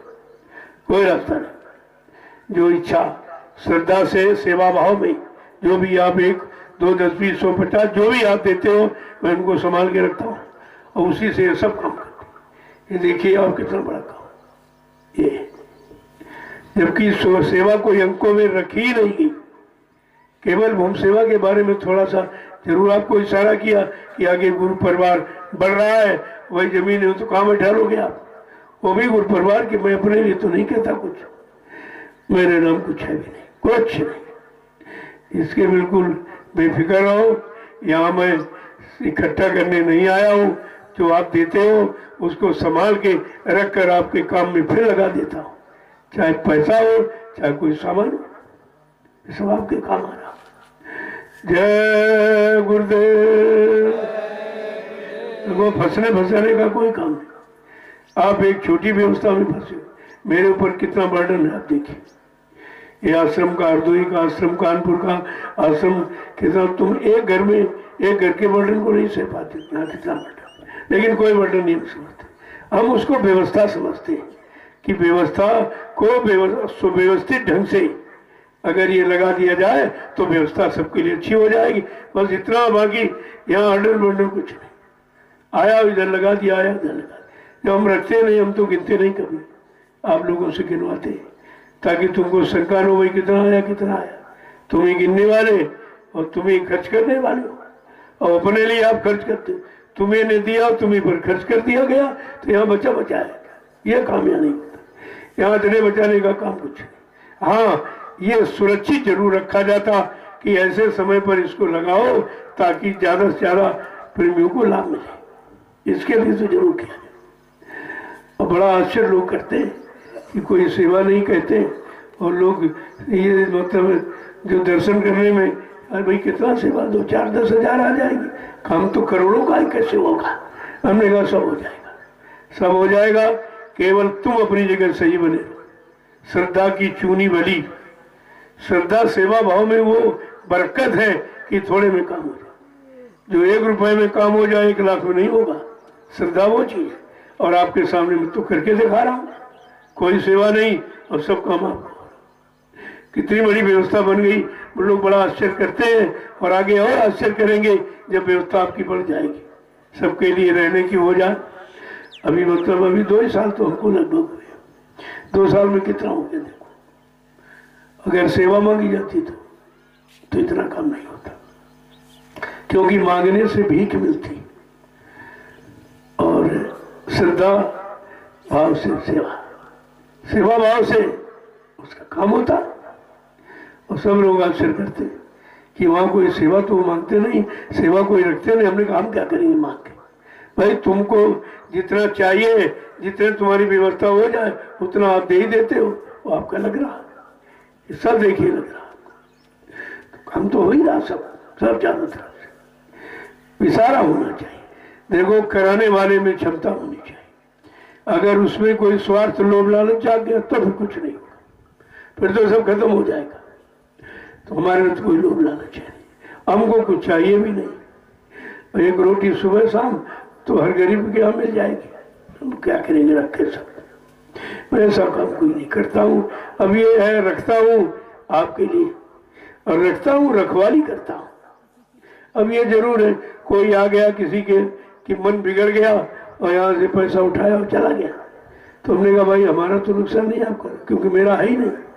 तुम अपने गुरु भाई का, अपने गुरु परिवार की चोरी कर रहे हो, इसकी सजा बहुत बड़ी है। गुरु से कपट, संगत से चोरी, की हुए निर्धन, की हुए कोढ़ी, ये विधान है। तो हमने भाई हमारा थोड़ी नुकसान करे, तुम अपने नुकसान करो। अपने गुरु भाई की चोरी कर रहे हो, अपने गुरु परिवार की चोरी कर रहे हो, ये कौन सी तुम्हारी बुद्धिमानी है? और इसका नतीजा फल कितना खराब होगा वो तुमको नहीं मालूम है। तो बहुत से लोग आए, अपना लेके चले गए। मैं तो ऐसे देखता रहता हूँ, कह रहे आप तो सब जानते हो। हमने कहा जानते हो तभी तो करते हैं, जानते नहीं तो क्यों करते? जानते तभी ये कर रहे हैं। तमाम आए लेके चले गए, तमाम आएंगे लेके चले जाएंगे। क्यों? आए शरण तजो नहीं ताही, ये सदगुरु की शरण का फल है। यहाँ से निराश किसी को जाने नहीं दिया जाता। तो को जो उसका भाव का, जो धन की इच्छा से आए हैं वो धन लेके चले जाएंगे, जो सामान की इच्छा से आए वो सामान लेके चले जाएंगे, जो मान सम्मान पद की इच्छा से आया है वो मान सम्मान पद लेके चला जाएगा। लेकिन जो जिज्ञासु प्रेमी भगवान की इच्छा से आया है वो भगवान लेके चला जाएगा। तो इसमें भी चिंता की क्या बात? इसमें चिंता की जो आप कर रहे हो तो भाई अपना नुकसान, मेरा तो कुछ है नहीं, हमारा नुकसान क्या? हमारा नुकसान आप कर नहीं सकते क्योंकि मेरे पास कुछ है ही नहीं। नुकसान क्या करोगे? तो अपना करोगे, अपने गुरु भाइयों का करोगे, अपने गुरु परिवार का। तुम्हारे जैसा निकृष्ट फिर कौन है? लोग परिवार की मदद करते हैं, इधर उधर से कमा के लाते, परिवार में खर्च करते। तुम ऐसे कमाओ बेटे कि यही का लूट पाट के ले जाते। तो ये कितना बड़ा इसका परिणाम भोगना पड़ेगा। इनको इसकी खबर नहीं कुछ है, ये तो बेहोश में है। जय गुरुदेव। लोगों ने कहा जब वो लिए जा रहा तो आप तो हमने जब उठा रहा तो तभी तुम देख रहे थे, और ले जा रहा तभी कहना फिर ये रोका क्यों नहीं? हमने रोकने का हमारा काम नहीं, हमारा काम रोकने का नहीं है, हमारा काम समझाने का है। और मैं सत्संग के माध्यम से सब कुछ कह देता हूँ, और नहीं मानोगे तुम भोगोगे। फिर तुमको हम सत्संग में आए थे, ये क्यों हो गया, ये क्यों? सत्संग में आए लेकिन सत्संग की रहनी नहीं तुम्हारे में, रहनी कहनी अभी नहीं है, तो लाभ कैसे मिलेगा? सुनने का लाभ नहीं, लाभ तो करने का।